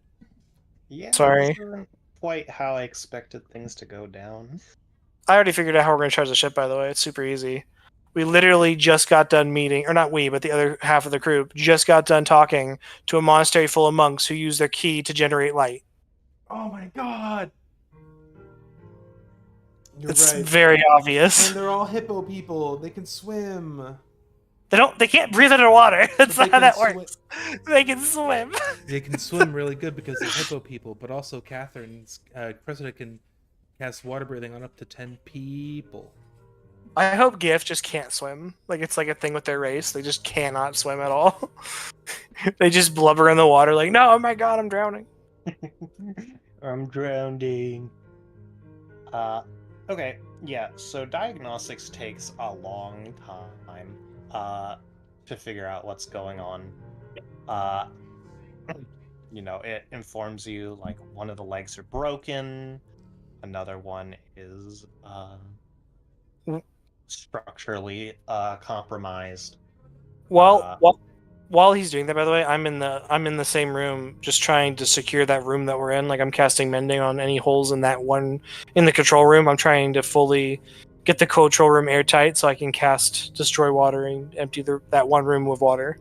Yeah, well, the main problem is that the ship is basically just one room and then like a basement hatch. Okay. So like it's a lot of area to cover. Although, yeah, you would probably be able to do it over the course of like 4 hours. Um. So yeah, Simon, you get the diagnostics back. It tells you that one leg structurally failing, other completely gone. As for power required to charge the engines, even if you turned everything else off, it like uh, kind of gives you an error because it is like unable to initially give you a more condensed version in local time, and then it just spits out like a really big number in seconds. Okay, that makes sense because it's underwater and it's only getting the little amount of light from like No, did you hear what Meeper said? it's A giving. big number in seconds. What's the big number in seconds? Like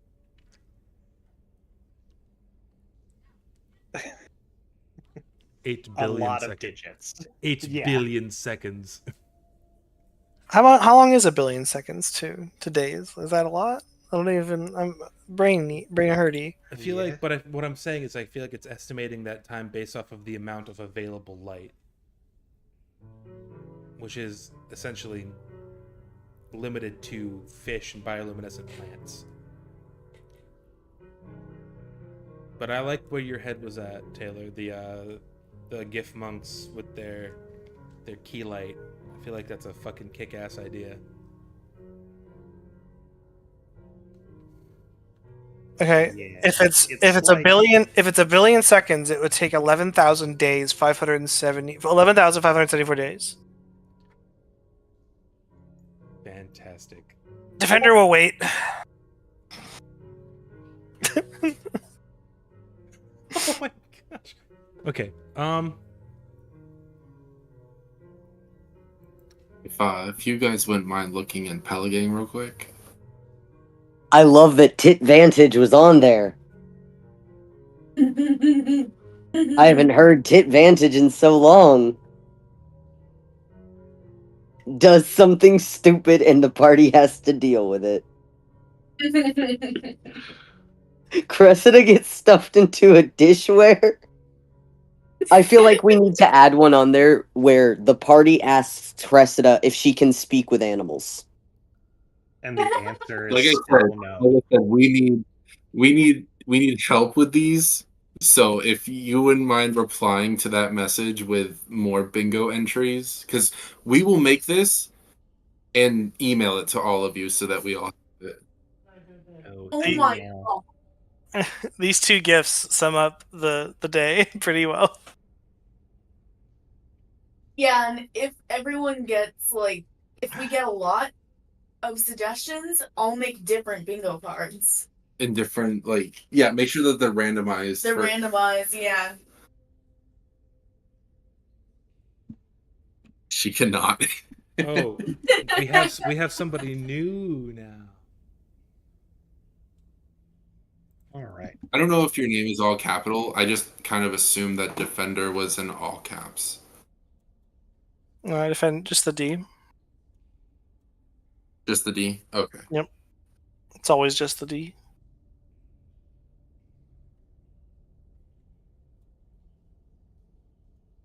Is interested in fancy water.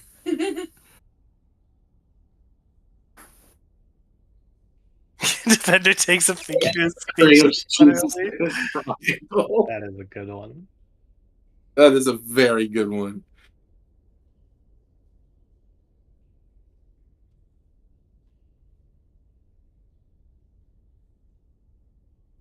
I'm trying to think of more. The party wipes completely.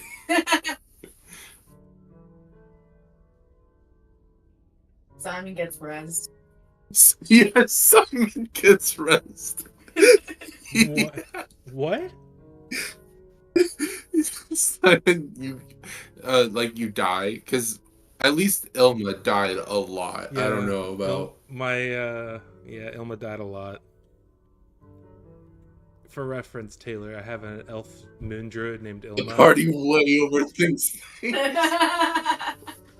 These are great guys. Meeper, we're not overthinking anything. We have made the decision to get this damn ship out of the water, and we don't give a damn how long it takes. We're getting the ship out of the water. You don't think Simon and I couldn't tell immediately that wasn't the plan? I knew the second we even knew the ship was here. I knew, okay, we're meant to get this. Obviously, the ship's not meant to fly. Fuck that. We're getting the ship out of the water. There was a point where I had to think to myself, I really respect Meeper as a DM, and they're a great DM. Fuck that! We're getting the ship out of the water. Because even if there's a 0.001% chance they decide to let us keep the ship, I want a fucking ship. I'm tired of half of our sessions just being us traveling through squares. If we have a ship, we can literally fly places. Hey, for you, it's been all of your sessions. You can certainly try. I feel like that needs to be the free space. That happens every time. Yeah. Did y'all see the one I? You Did you see the one I said? The one I said for Kratos? Kratos Flexes his muscles. While doing I'm something trying to not think of physically Avery trope. straining at all. Because like in the game, like it's like Kratos needs to pick up this orb and put it in a hole. It's a small little orb, and Kratos done, done, done, done, Oh my done, done, done, done, and he's like flexing and dude, it's like all epic. But it's just you're just plugging something in. It's like nothing. Morgan, that last one. Oh my fucking It's good. God. It's really good. I'm trying to think of Avery tropes. I got one. I'm making it. Hang on. I gotta find the sparkle emoji. I need a second. Oh God.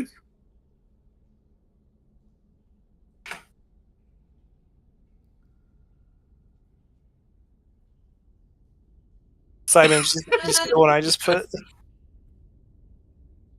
That should be the free space because we will always get off topic. That's just a law.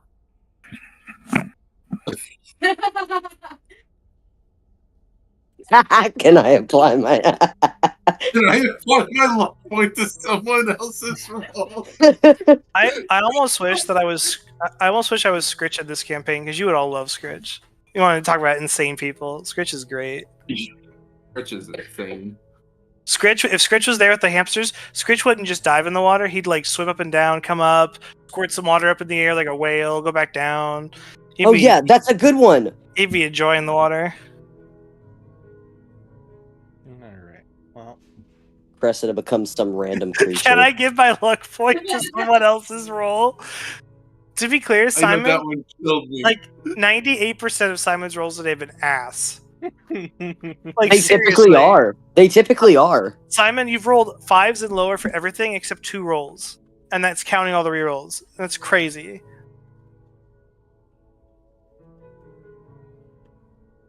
Oh, here's one. I got one. Rolls bad. Well, they can't Hang on, be I've got easy. such a good one. They can't be too easy. They have to be like. Oh, I have one. I got this. Somewhat. I need all caps though. Read mine. Defender makes alcohol. Yeah. Yep. Yeah. Well, that's the Kratos special. That's like. Yeah, that's free space. That's free. Yeah. Yen gets drunk. Oh, I had to put the legal college student on there. Yeah. We have to pick the ones that are likely to occur, but not super duper likely to occur. Simon loses Ada. Something about Ada in there, yeah. Oh my god! Oh my god! I got one.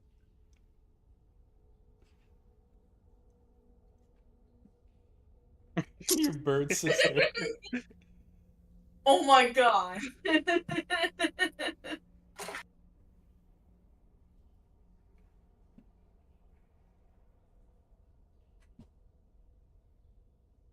Oh wait, I've got such a good one. Yes. That's a good one. That's a good one because it happens so often. Oh damn! I've only brought up my trauma daddy once. Hang on, I just had such a good one, and oh wait, I got it.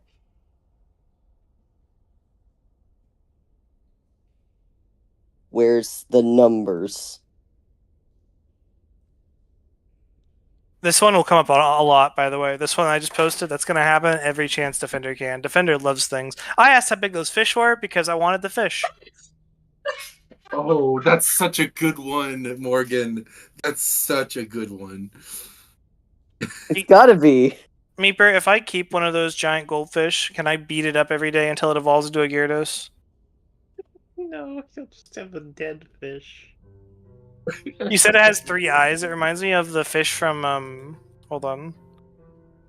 From The Simpsons when the lake is like mutated. Kill us. Precedent takes a bone.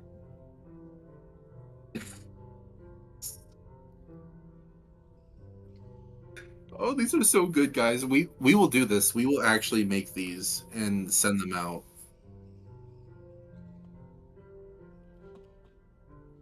You drama ass. Yeah, I like that one better, Meeper. Yeah.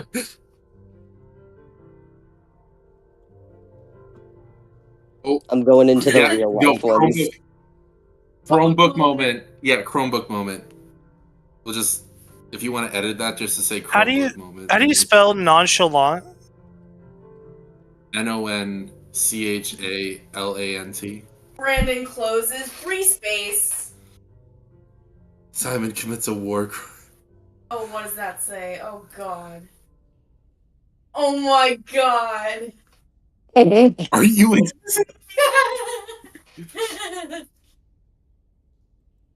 Oh my god, I got a good one. Alright, here's my best one yet. I'm gonna wait for you to get done typing, then I'll send it. It's pretty good. Because it happens pretty often. That is a good one, Morgan. That's a really good one. Oh my god. Someone is nonchalantly racist. It happens literally almost every sentence of this game. I Oh follow, yeah, we call him a robot. I follow forgot the about that.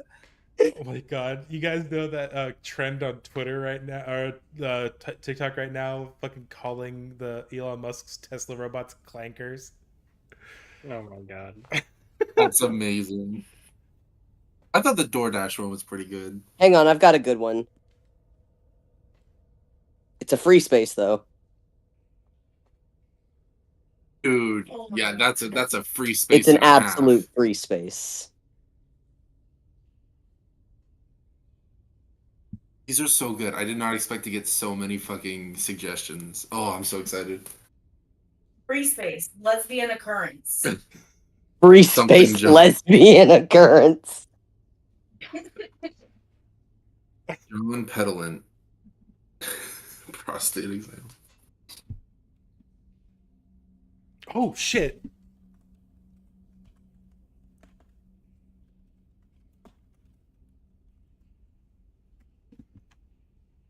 Oh, purple crystals.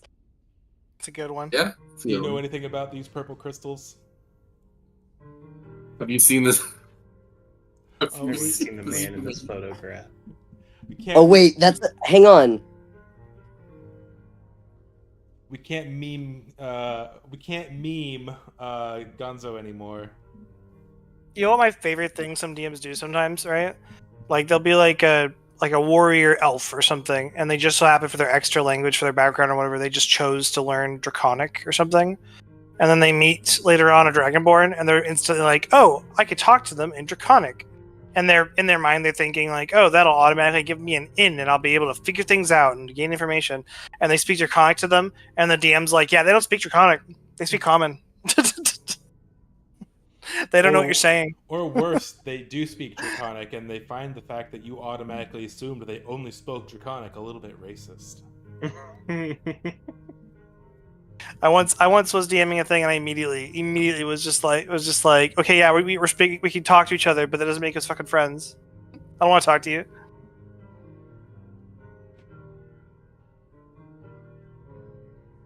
I need to find the trademark thing.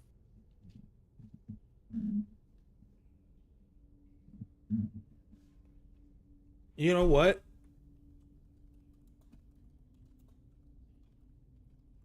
I feel like anytime Simon has a mental breakdown, it usually derails things pretty hard. Simopin. Simopin? Shut up. Simopin. Shut up.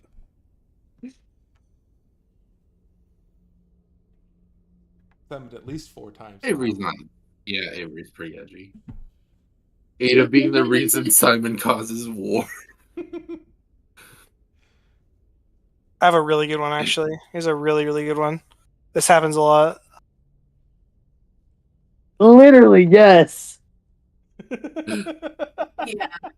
Simon literally had an 8-inch chub when he met Defender. See, you're only 100% you're only did. slightly wrong. What's that called? Someone who's sexually into machines? I gotta look that up. Anophile? Mechanophilia or mechaphile. Real talk, I think I've discussed this with Cassie before, but I think Simon is ace. Defender is Defender is the same, actually, because I don't want to deal with any bullshit with that. I once played a campaign with Defender, although at the time it was called Free Adventure, where I part of his backstory was he had been married to a dragon in like 1,000 years ago or some bullshit, and a lot of people had a lot of issues and like bullshit with it, and it just caused so much drama for no fucking reason.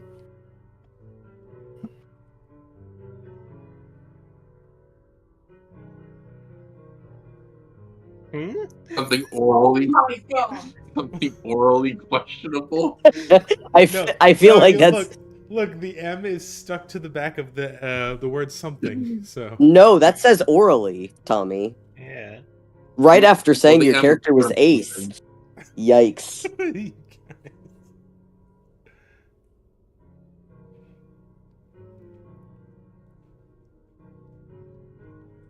we could also do Avery That's and similar Simon do to- something morally questionable together. That sounds like a fucking Sunny episode. The gang does something morally questionable. Or like the gang does an Ocean Gate. Ba-da-da-da-da. Yen's tits are used Yes. to conceal crescent. My tits are used to conceal Cressida? Yes. So real.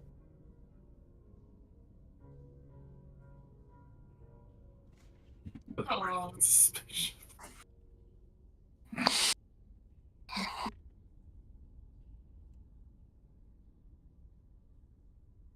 Can I point out, guys, that if we did decide just to keep the fucking spaceship and we got it working, you know how much that would absolutely ruin Meeper's campaign?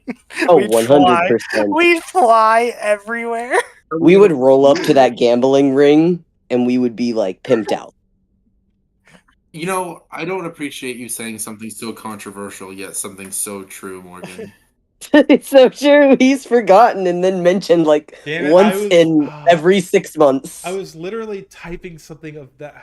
Fuck you. I have to delete mine now because you said what I was gonna say. Goldshard does he puts in what happened to Beerus. Oh my god, that's a Beerus was literally here last session, but now this whole session we haven't even mentioned him. What the fuck is Beerus doing? Hmm? Beerus was with us last session, but Yeah, Beerus. Beerus was with Avery.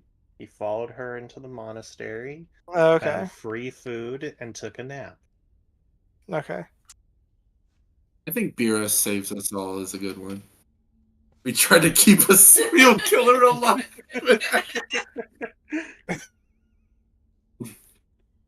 I like we always suspect that something bad is going on, like with the drow situation, and like Cause war. yeah. That's just party way overthinking. Yeah, but it turns out he was like a good dude deep down. You like non-lethal longsword. I don't like Party most of doesn't the- like yeah. most of the drow. I think that's opposite.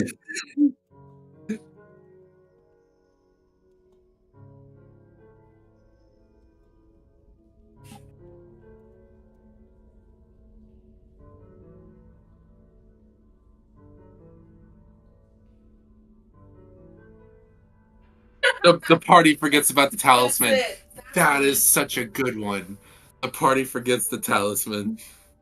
I thought pretty good. The drow are racist spider fucking weirdos.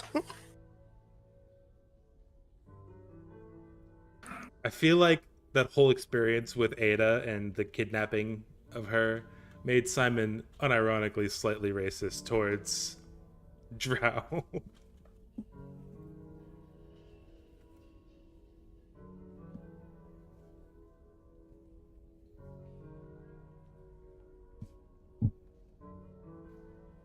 God, the talisman is so good. That's a good one. The large ape man. Yes. Yes. That is still one of my favorite memories of me and Meeper. It'd be funny if someday, if our party ends up in a fight against another party, and the other party is made up of the gnome that had me in their wagon originally, that large ape man you just mentioned, the drow, just specific one-offs from throughout the. Oh, what was the? Oh my god, I'm forgetting a good one actually. What was the name of? Hold on.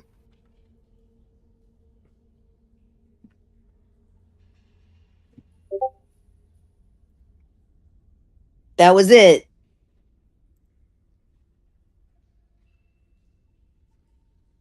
I don't know how to spell. There it is. Catherine, you know you can cast Speak with Animals if you prepare it.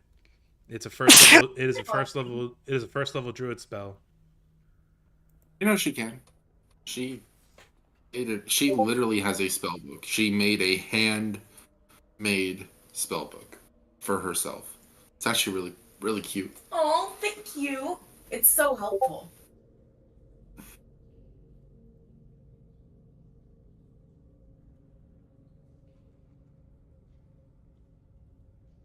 Defender defends the wrong person. It's pretty good.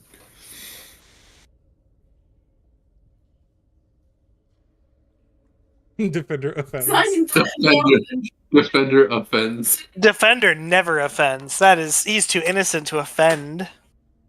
I think she meant physically, like with your fists or whatever.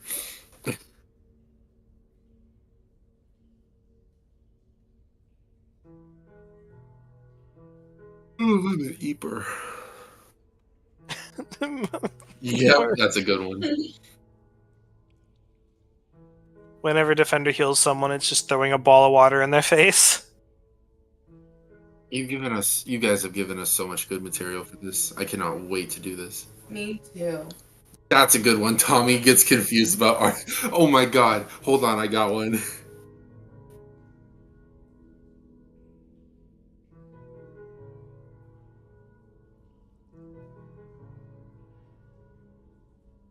I feel like somebody's gonna beat me to it.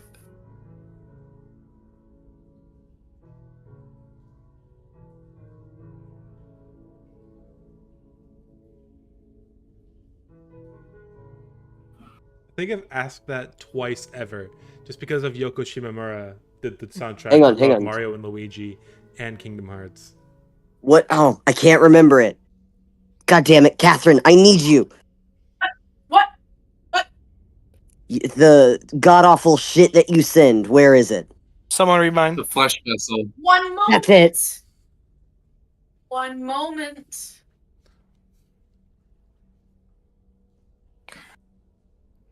I'm gonna be thinking about more of these all night, and I will be sending them to Pelican.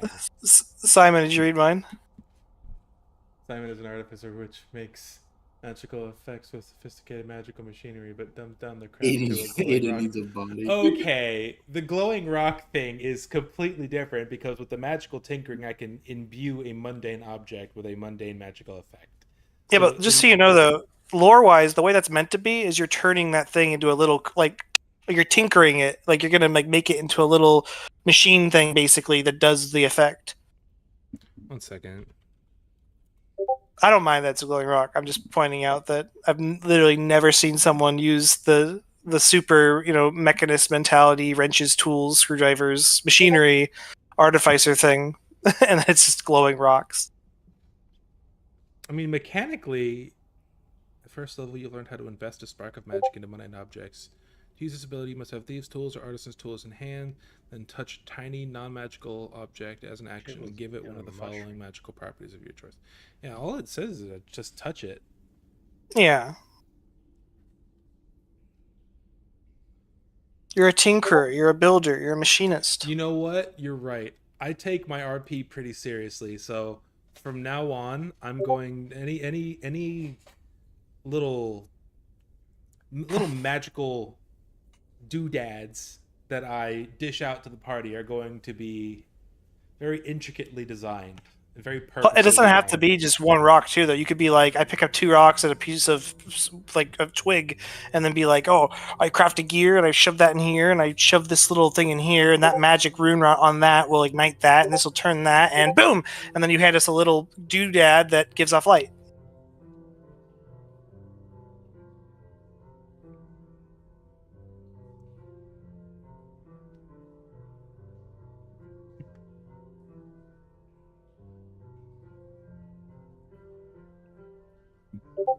Max damage Hemocraft is definitely going on the fucking. Oh yeah, that's written.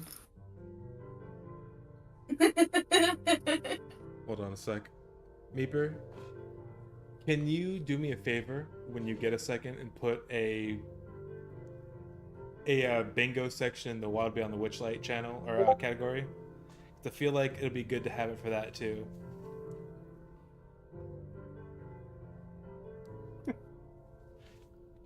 Meeper, did you see what I just typed? Yeah, not true. I know. You're an awesome. Guardians is fine. You're an awesome DM.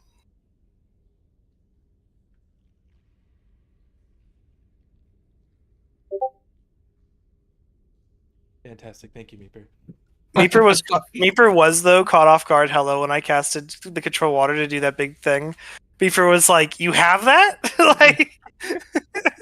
like you have a spell that's super specific and would only be useful in such a specific circumstance?" And yeah, I did for a change. Like, how crazy is that? I'm gonna go the rest of this campaign never using that spell again. Watch it. We're never gonna get to go into an underwater level again. I'm calling it.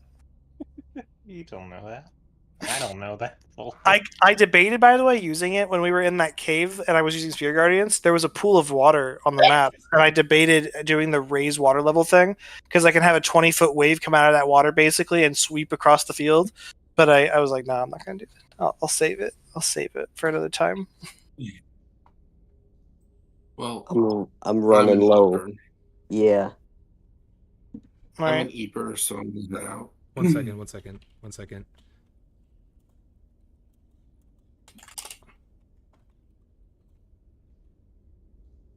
Oh my god, I was on the wrong tab. Fuck. Hold on. Make it quick. It best be the funniest shit. It's not.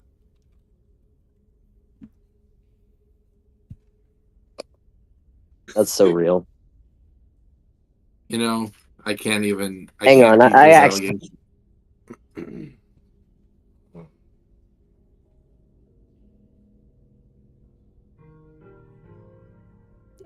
I'm sorry.